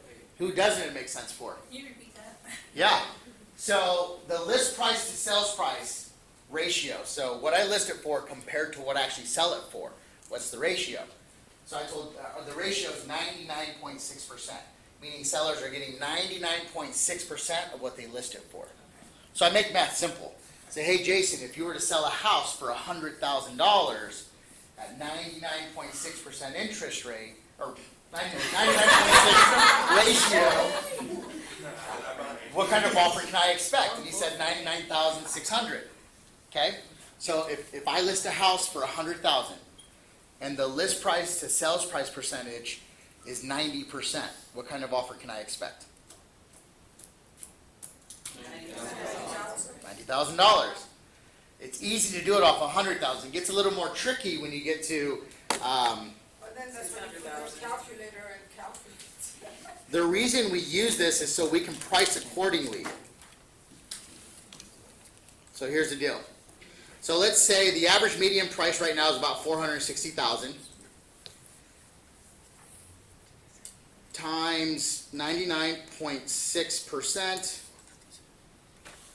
So if I list the house at $460,000, they're probably going to get an offer at $458,160. Does that make sense? Yeah. Me being an agent, I want to price ahead of the market. Market's a little wonky right now. I'm not sure what's going to happen. We think it's going to continue to remain a seller's market, but as you can see, absorption rate just went up. The list price to sales price percentage is kind of starting to flatten off. It did dip before.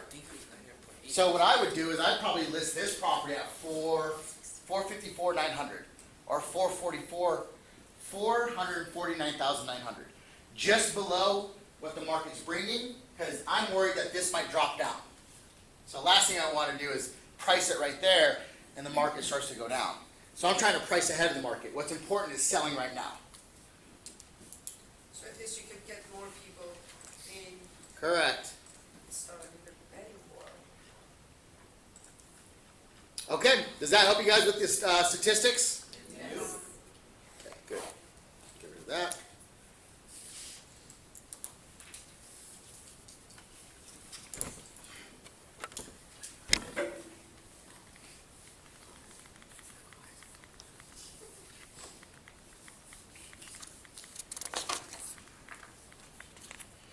Okay, so now we're going to talk about market center stuff. This is actually specific to our market center. I'm going to pull up our mission values here in just a second. We already went over the mission. KW Cares. We're not sure what we're going to do for Red Day yet. We usually do that about 2 months before, beginning of the year, but it's going to be coming up. It's May 9th, 2024. Our leadership team is Amy Constantine. She's our OP. Garrett Rose, our team leader. Iman Serdin is our market center administrator. And then our technology trainer is Roy Shaver. And our ALC members is Jason Portillo. You run KW Fit, right? Him and Jimmy Mora. Maria does KW Cares. Leanna Druby and Rhonda, they're social. Philemon is investments. And then Jorge is there for the mentorship program. Do you guys know what ALC is? Agent Leadership Council. Agent Leadership Council. Our office is pretty much ran by Garrett, Iman, and our ALC members. They're kind of like boards of advisors. We take agents within. So a lot of the stuff that you guys see that comes to the office is from the agents. A lot of people think it comes from the owner, and the owner's like, do this, do that. The way this works is the OP, he's going to kill me for this, OP's like grandma and grandpa. They feed the kids candy and they have fun. Does that make sense? Iman and Garrett, that's like mom and dad. They're here to take care of us, guide us, nurture us, and bring more people into the family. And then our ALC members, they are the family. They're your guys' representation. So if you guys want change in the office, who should you talk to? ALC. If you have a need, who can you talk to? ALC or leadership. We'll all listen. How do you guys know about profit share? So profit share is literally what it means, what it says. Sharing the profits. So what happens is, when you guys enter Keller Williams, they ask you, hey, who brought you to Keller Williams, or who influenced you to be here? And they're going to name this person as a sponsor. Whenever, for example, I named my uncle as a sponsor, so whenever I close a transaction, my uncle gets a portion of the profit that the office makes here. Jason, you named me as your sponsor, right? Yep. It goes 7 levels deep. So when Jason closes a transaction, I get a piece of the pie too. And so does my uncle. When Jason recruits someone, Jason gets a piece of it. And so do I. And so does my uncle. When that person recruits someone, Jason gets it. I get it, and my uncle gets it. So let's say that Jason recruits somebody and then they close the deal. You get less than Jason? Yes. Yeah, so it's weird how it works out, but you'll make less money per check as you go down the 7 levels. Yeah. Right? So first, like Jason is my first level. And then his whoever he recruits is second level, and it goes 7 levels deep. When you get really active in profit share, they say that most of your money comes from the 7th level. Because what happens is those people recruit. I seen one lady, I think she's still with us. She got a license. I don't even know if she practiced real estate, to be honest with you. The only time I seen her come in was to pick up her check for $10,000 or $11,000 every month. Wow. Yeah. And you know how she got it? She brought her sons to Keller Williams. They opened up an office and they recruited like 100 agents. Wow. So they were all on her profit line. There's one agent who started profit share from the beginning of time, when they first started this. She passed away in the early 2000s, but she ended up moving her profit share into a trust. In 2021, that trust made, I think, over $250,000 in profit share that went into her trust for her family. Yeah, your aunt can get it, which is good. Yeah. There's no financial risk, no legal risk, no down payment, don't have to do phone calls. You just got to be a good agent and treat your people right. Get people into this industry. It's as simple as that. So can somebody be in a different Keller Williams instead? Yep. Oh yeah, my uncle's at Keller Williams Santa Monica, I think. Well, what's the percentage? There's some agents that are different, they're changing this now, but there's agents that are other companies that are still getting profit share from us. What's the percentage? You have to be vested for 2 years, I believe. 7. No, No, it's- Yes, yes. they changed what? it. Oh, they changed it to 7? It's never, it's always been, it's been 7. So you have to be with KW 7 years in order to get the profit share. In order to leave and still get it. Oh, no, it wasn't 7 before. Okay. I'm not gonna argue with you. Okay, Yeah, I will okay, agree to disagree. But they are changing, they do change it, it is changing. Ahas, any ahas on profit share? Let's get 2 more people. Get some more people in here. I'm still growing my profit share tree. I think I have maybe 5 people underneath, like my first level, and 2 of them are actually producers. Last month, sometimes I get nothing, and sometimes I get something. Last month, I think I got profit share. It's either $400 or $700. I can't remember. It just goes direct deposit on the 21st. You'll see me running around here saying Happy National Profit Share Day. Carol, I think her name was Carol. She would get $14,000 checks all the time, every month. Wow. Mm-hmm. Can't you like go to like people like colleges that have been real estate, try to like help them out, and then they end up saying Anyone. So we have this thing called, we have a real estate school here. We also have this thing called, what am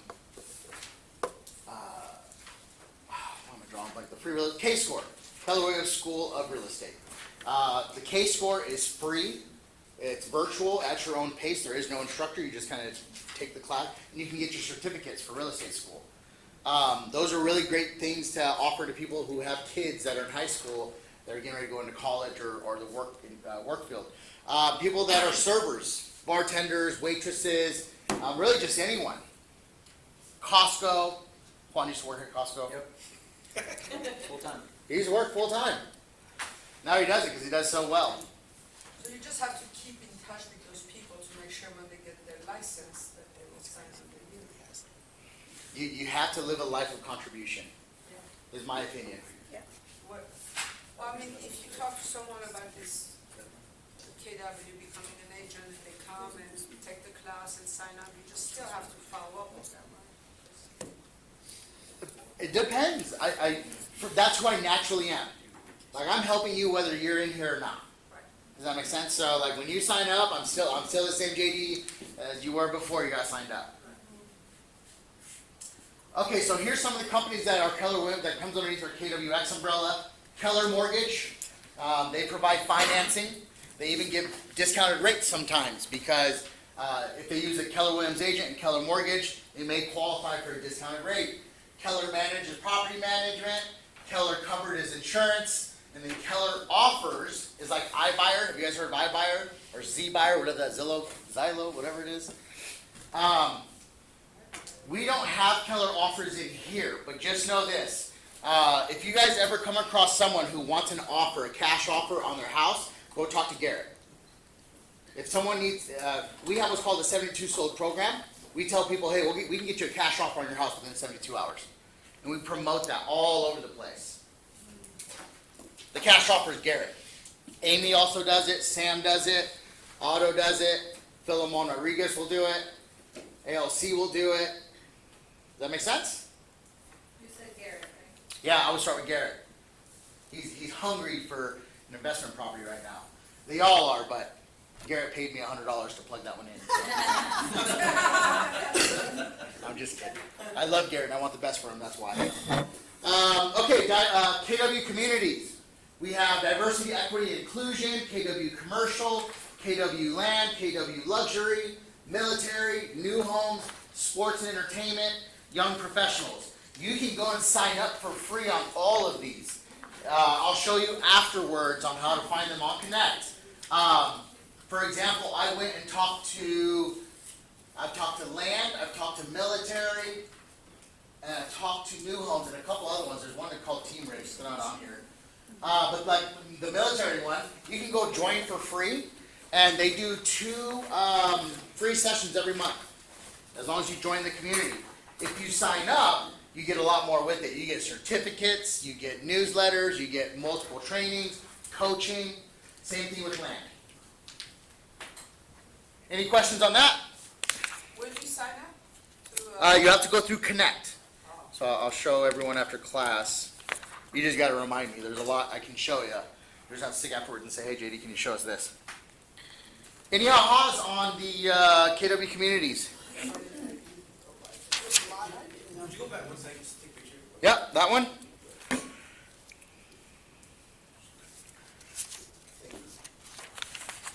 Okay, guys, I think we're on 135. 135? Is that 135? It is going to be your career vision. FY 115? 115. FY, guys, we're probably going to run over on time. So I know we all stick to our schedule. So if you got to go, you got to go. If not, we're just going to continue to run through. I think we got about another 15 to 20 minutes of material to go through. This stuff that we're about to go through next is my favorite part, by the way. Setting up your goals. Okay. So here comes the fun part. We're going to talk about your goals, your dreams, and your visions. Think about this. What drew you to this career? If you got a spot to write it down in there, write this down. What drew you to this career? What excites you about being in this career? What do you intend to achieve for yourself and your family? So again, what brought you here? What excites you about this career? And what can you do? What can this do for you and your family? Take a couple minutes to write that down.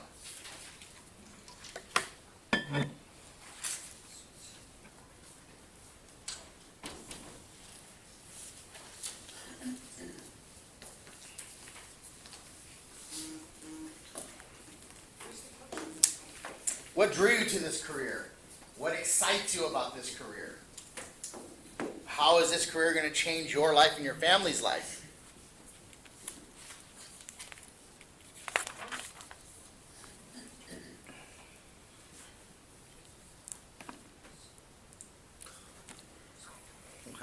I was just trying to see your manual is different than mine, so. I'll take a look at it.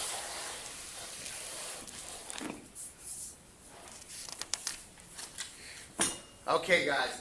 So we got an exercise that we're going to go over. Those questions were meant to kind of just jog your memory and get you started. So I want you guys to close your eyes and visualize this. Today is September 11th. 1 year from now, so September 11th, 2024. Close your eyes. Your business is thriving and your life is everything that you dreamed of. So business is going good. Everything in life that you wanted is there. Your customers rave about the experience and value you provide and think of you when they think they have a real estate need. Your family and friends are so proud of your success and are constantly referring business your way. You're helping others live their dream of owning a home because you're focused on helping them get what they desire. You're building the foundation and momentum for your entire career and gaining relationships and experiences and the income you desire. You're the top agent in your market center, rookie of the year if you're new. You're poised to hire a part-time assistant to handle your 80% while you take care of the 20% that grows your business. You are on the path to, and then fill in the blank. Fill in the rest there. So your business is rocking and rolling. Your clients love you. Not only do they love you, but they love to support your business. And that's because you have impacted and changed their lives in such a good way that all they can do is thank you by referring business to you. For those of us that are new, you're going to shoot for that Rookie of the Year. I think we got a couple of them in here. Which one? Who's Rookie of the Year? Anyone? Jason? Andrew is too. Andrew. So we got 2 Rookies of the Year. There's not very many of them out there.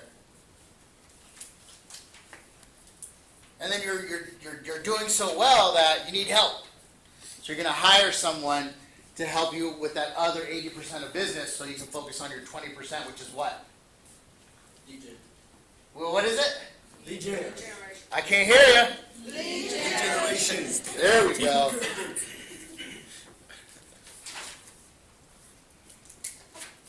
Write down some of those things that you guys would like to have. Maybe it's paying off mom and dad's mortgage. Get through school debt free.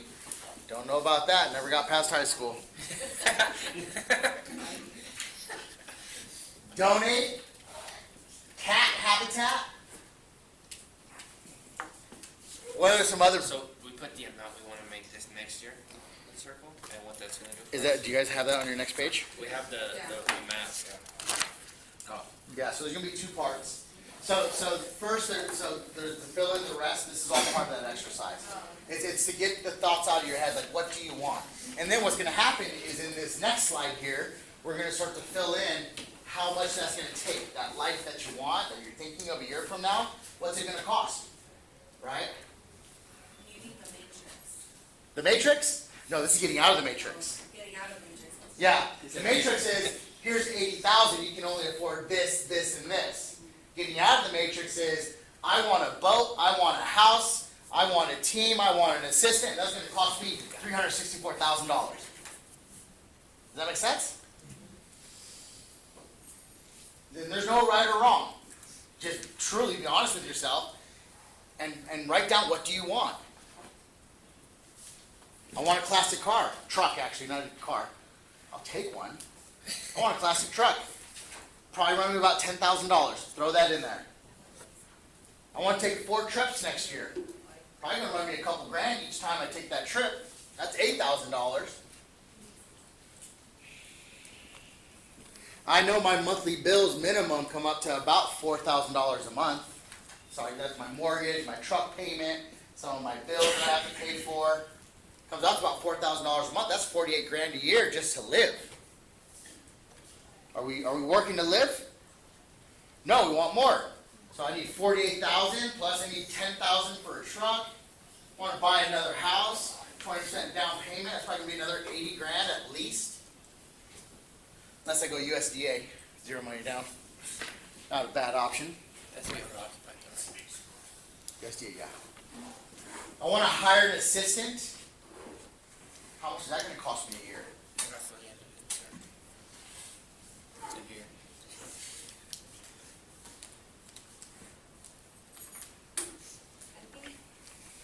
Mm-hmm. think that's a very good thing to look at, because we think that we can just do it all ourselves, definitely. We need a company, not really to work with others. First, you need to write that down. I guess What's your amount going to be? that's a good homework to do. So, So I would start with adding up how much does it cost per month to live. Because you have to live. You got to pay bills. I don't got a sugar daddy or sugar mama, so someone got to pay my bills. I'm all of the above.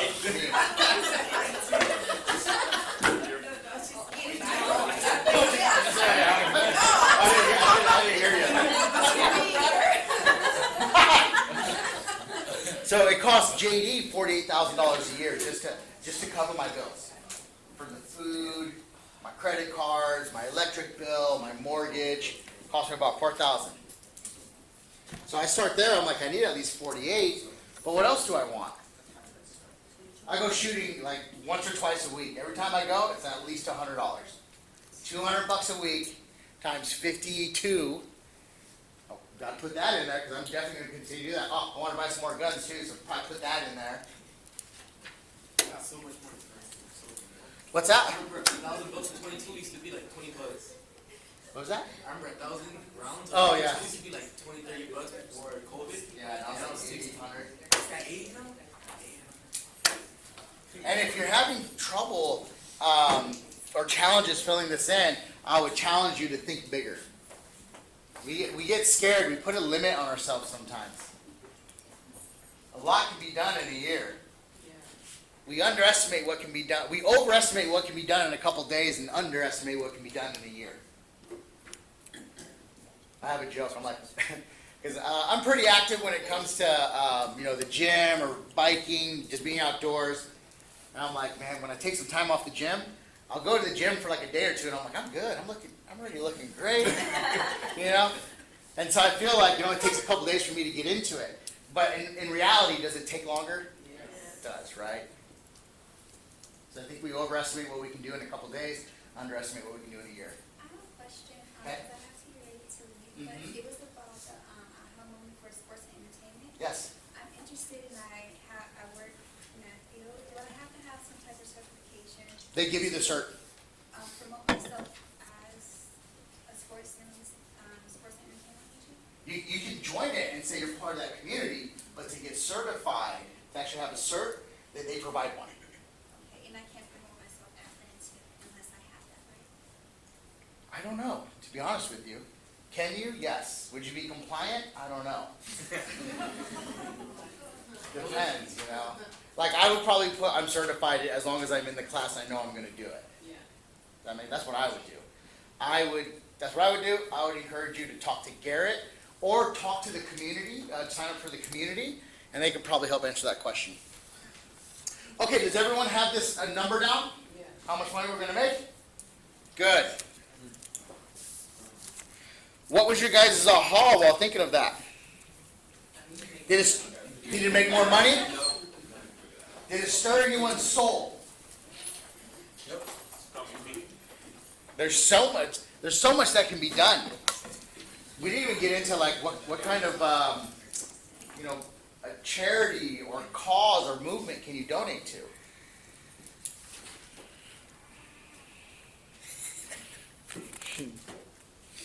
Any other ahas?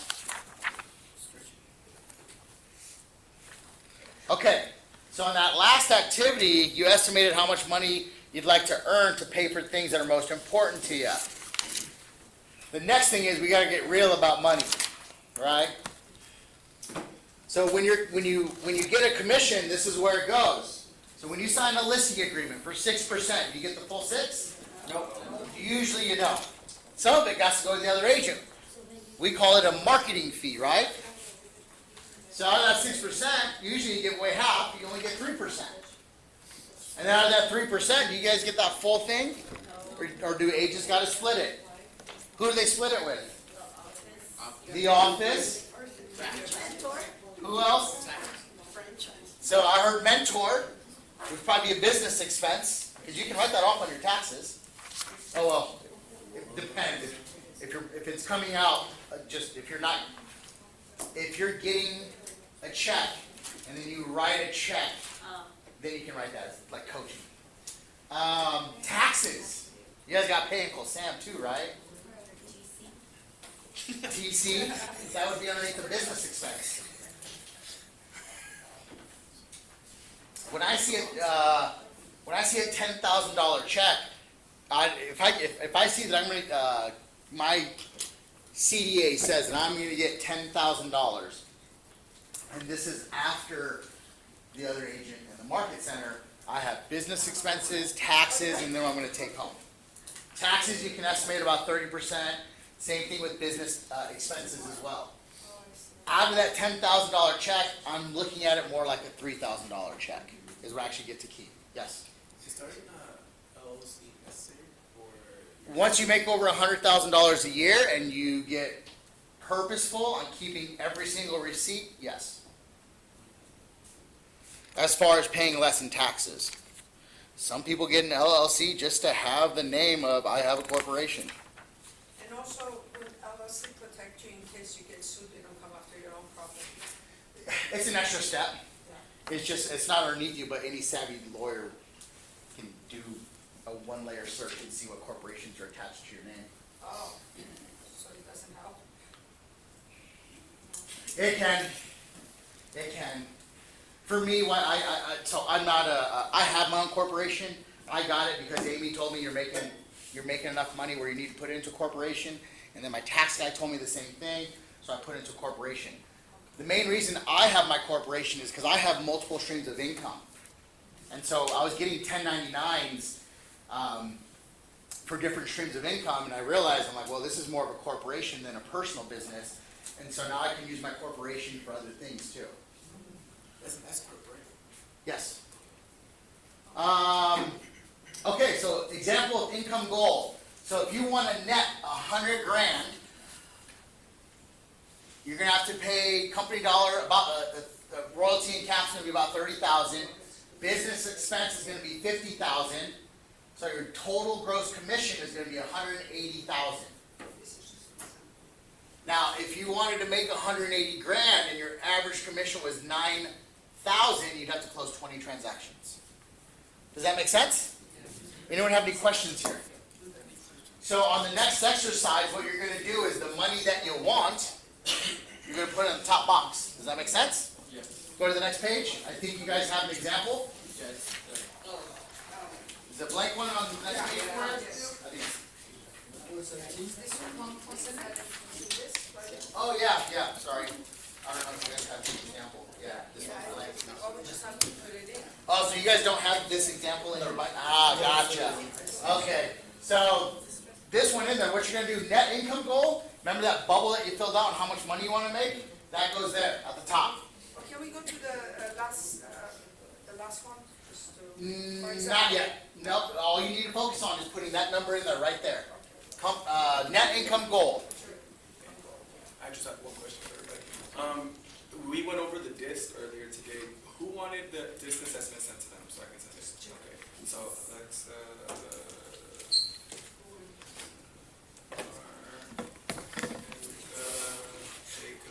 anybody else? Did you want this one? Your Randy? We're good? We're good. Thank you guys. Oh, can you send it to Will? And to Will. Got it. Sweet. Thank you guys. You're welcome. Thank you. Does everyone have their net income goal in there? Yeah. Okay. So company dollar and royalty. So company dollar is different for every office. Our company dollar here is going to be 21. It's 18,990. But then we have a $3,000 royalty. So total, it's 21,990. That's what you're going to put. Company dollar and royalty cap, 21,990 in the second box.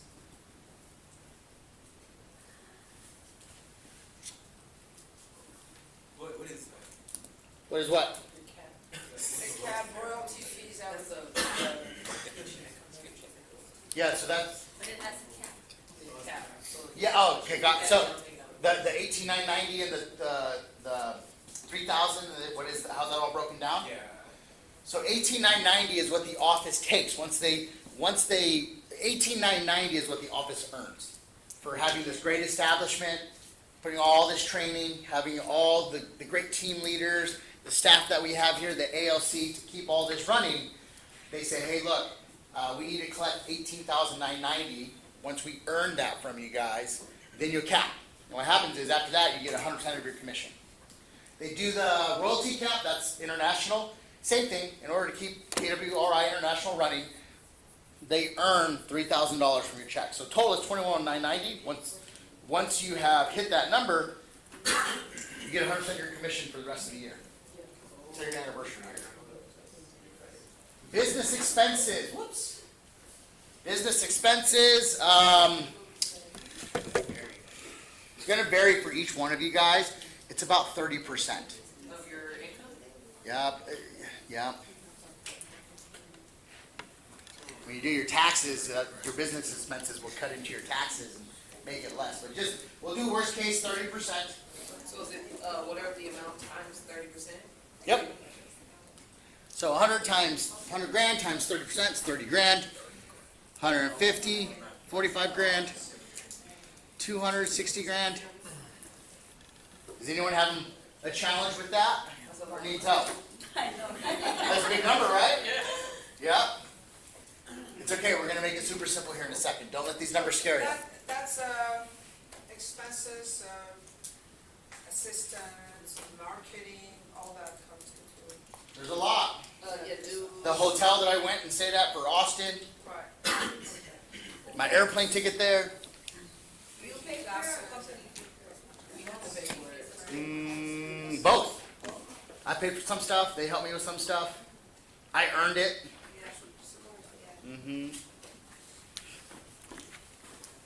Sometimes they'll pay for it, but I pay them back. Bold, I've done that before with Bold. I think some of us did that. Has anyone done the payment plan for Bold yet? Okay, so We got that added up. Add those three numbers together, and you'll get your total GCI.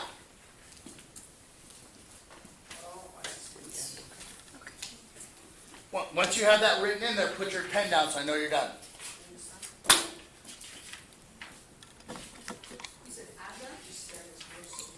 Add them all. Add A, B, and C together, and write that where D is at.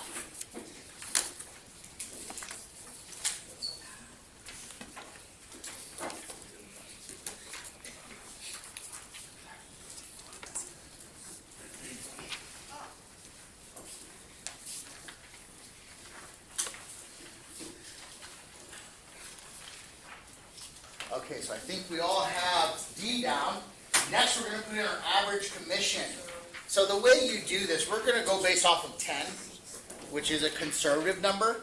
But the way you would do this is you go find the median price, the sold median price, which I believe is going to be about $450, $460. We'll go with $450. Yeah. So what? So we're going to put 10,000 for the average commission, but the actual number is going to be this. If you want to get specific. So 460,000, and the average commission percentage, I like to go based off of 2.5, right? Be a little conservative, so I'm going to go times 2.5%. Whoops. 2.5% equals 11.5. So I'll take 2.5 to the GCI. No. So that was just an exercise to figure out what your average commission is. The average commission in the Antelope Valley is 11,500. That's going to go right here where E's at. So we put 11 or 10? Either one. 10 to make it easy. 11.5 is the actual number. Yes. Since we've already taken out the royalty, we just put the direct 11,500. Yeah. Don't worry. It's 11.5 right here. Right, I got you. So how do we calculate the transaction? Yep. So next what you're going to do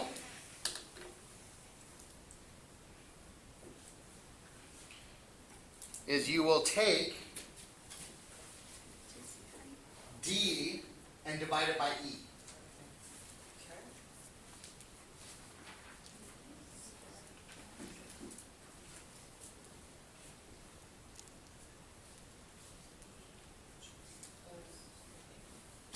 No, did it come out right, or? 24. Sounds about right, yeah? Okay. So 24, let's see if I can guess how much you want to make. Is it over 250,000? It's 250. Yeah, 250? Okay, cool. I got 18.79. So, if you get a point something, round up or round down. Round up. Don't round down, round up. So 19. There you go. Okay, so let's hear those numbers. 24. 24 to make how much? 250. To make 250,000. What else? 19. 19 transactions to make how much? 120,000. 59, Sounds different. You need to do 59? To make how much? 500,000. To make 500,000? 42 for that, 50,000 per day. Cool. What are your guys' all thoughts around that? By the way, most of the time, people are surprised and relieved at how many units it actually is. Or it's the opposite, where they're like, wow, I didn't know how to close that many. Did anyone get hit with those? I'm always like, man, that's 250,000. I only got to close 25 of them. I'm going to go find 2 today. So 25, that would be 2 a month. Throw one in there, have a bonus month, and that's 3. There's agents in here that are closing 70, 80, 100 transactions in a year.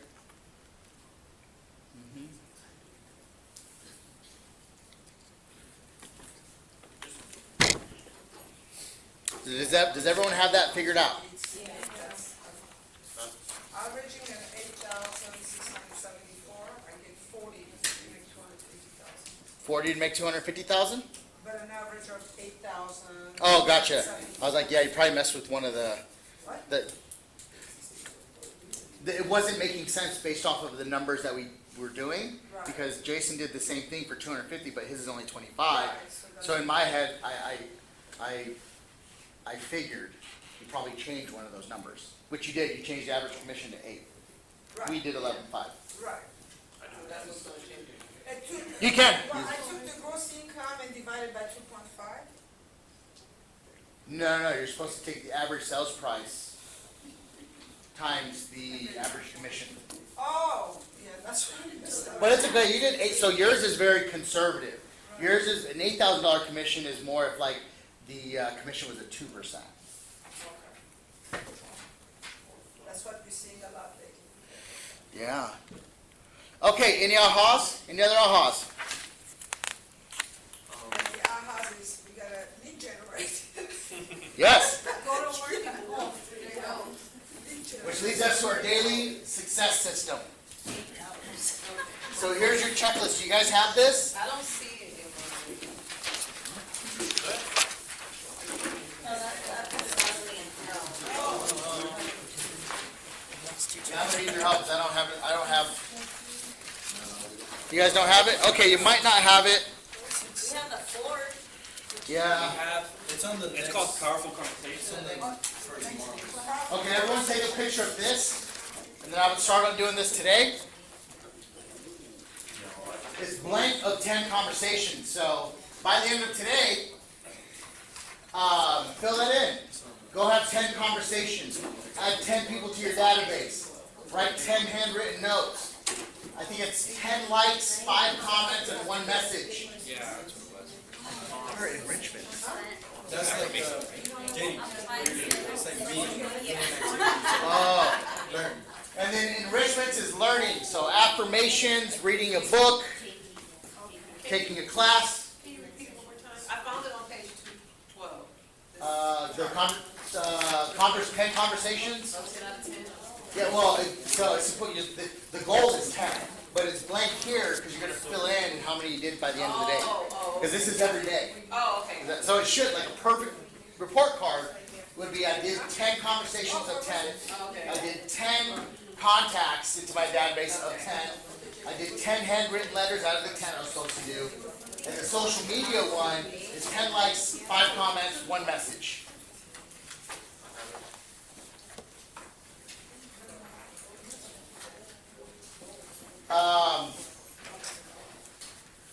Be mindful of the do not call list. We just settled a huge lawsuit on this, and Keller Williams International said, hey, a lot of agents messed up, and we know it happens. And we know you're not perfect, or we're not perfect, so we're going to cover the bill on this one. So what they did is they took hundreds of lawsuits against agents and brokerages, and Keller Williams International paid millions of dollars to settle the lawsuit because people were calling people on do not call list. Keller Williams International also said that is the last time they will do that. It'll be up to the offices and the agents to take care of the next bill. So just a reminder. When we have at least 100. How do you know? You can go to the do not call or wherever you're getting your list from, ask them to scrub it for you. Powerful conversations get results. Lead generate, uncover motivations, identify objections, close deals, speak in terms the customer understands, and build confidence. Where are we at?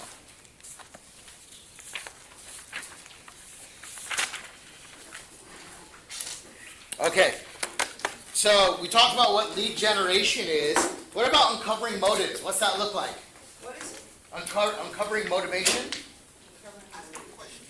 Asking questions, Yes. right? You gotta think of you as a doctor. Do you go into your doctor and say, hey doctor, this is what's wrong with me, I need you to prescribe me this, this, and this? I do. I'm just kidding. I hope you are. If you're doing that in your business, I know. you need some help. No, our job is to uncover. What they say is like the doctor, if you walk into a doctor's office and the doctor was just looking at you and is like, yeah, you know what, you need to take Xanax and, you know, morphine for that and this and that without even asking questions. What's it called, Jason? No, it's a prescription without diagnosis, something like that. Prescription without diagnosis is what? Malpractice. Malpractice. So you don't go up to a buyer and say, oh yeah, you need to buy a house for $500,000 down, or $500,000 and $100,000 down. You probably want to find out why they want to buy first, don't you think? Yeah, they're called qualifying questions. How about objections? Do people have objections? Yes. Right? Hey, I'm just looking. I'm working with an agent. My credit isn't good. My money is funny. Those are all objections. So you want to uncover those objections, because that's what's keeping people from moving forward. And then once you identify those objections, you've uncovered the motive, and you've done the lead generation to find these people, you can start to close deals. Speak in terms the customer understands. That's your script practice.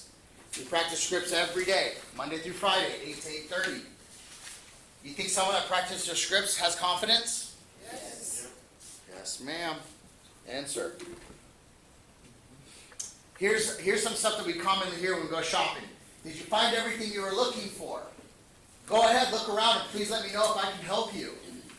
I see you're admiring this big screen TV. Are you looking to get one for the big game this weekend? Have you guys heard that before? Yes. Yeah, usually when you go into shopping somewhere, they're all scripted to ask questions. We have our own too. This one right here. I see you admiring that big 2-story house with the white picket fence. Are you looking to get in a bigger home or smaller home? Okay, go ahead, look around. Please let me know if I can help you. Hey, is it okay if I send you a list of properties kind of matching what you're looking for? Or did you find everything you were looking for? Tell me about what made you interested in this house. What's important to you about this house? Was it the size? Was it the location?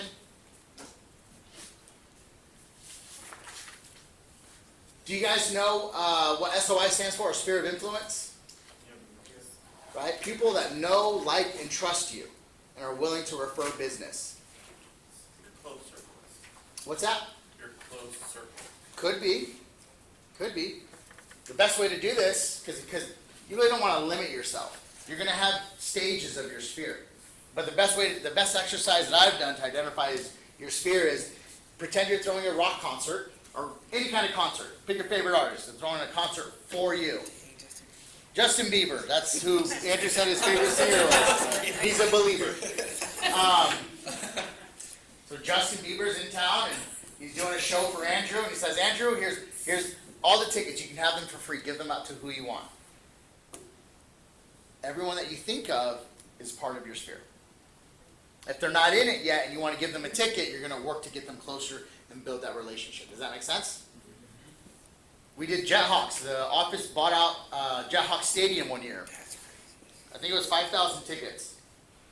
And I was giving them to everyone. Gas station clerk, dude at the gym, homeless guy. I was like, here you go. I lit everyone.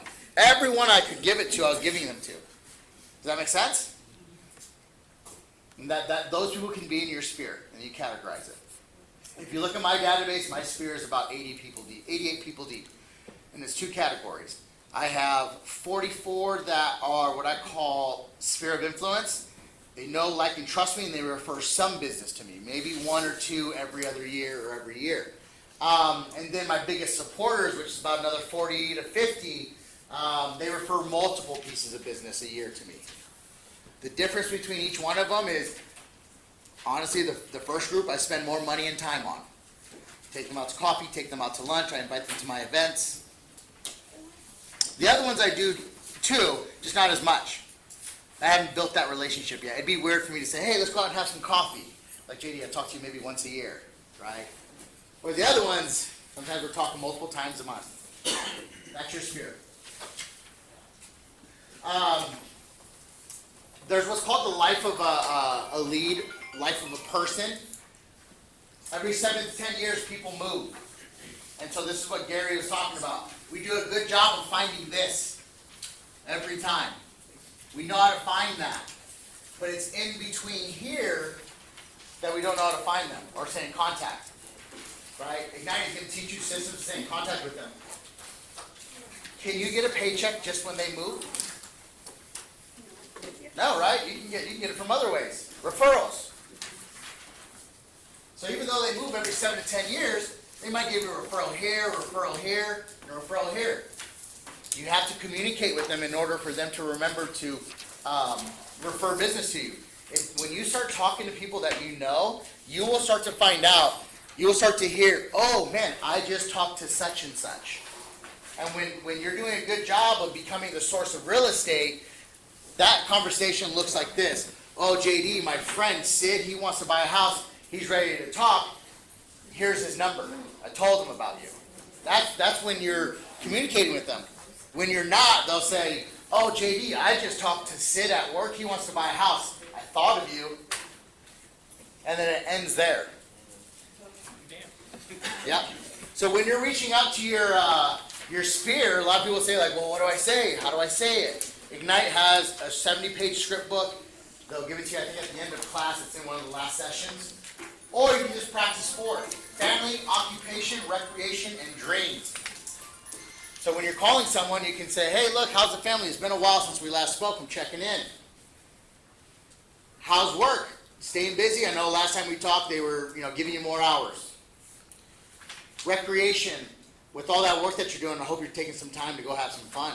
You guys doing some camping, boating, golfing, anything like that? And then, hey, by the way, dreams. You got any real estate goals for 2024? Conversations you can ask them. In a natural conversation, you're probably only asking 2 of these questions. I usually go with F and O. How's the family and how's work? Why do you think I asked those 2 questions? Everybody has family. Family's usually an easy way to enter the conversation. Why do I ask about occupation? You're gonna ask back? They're going to ask me back, how's work for me? Gotcha. You'll know if they actually work or not, so you can prospect them. There you go. Any ahas on the sphere, on the script?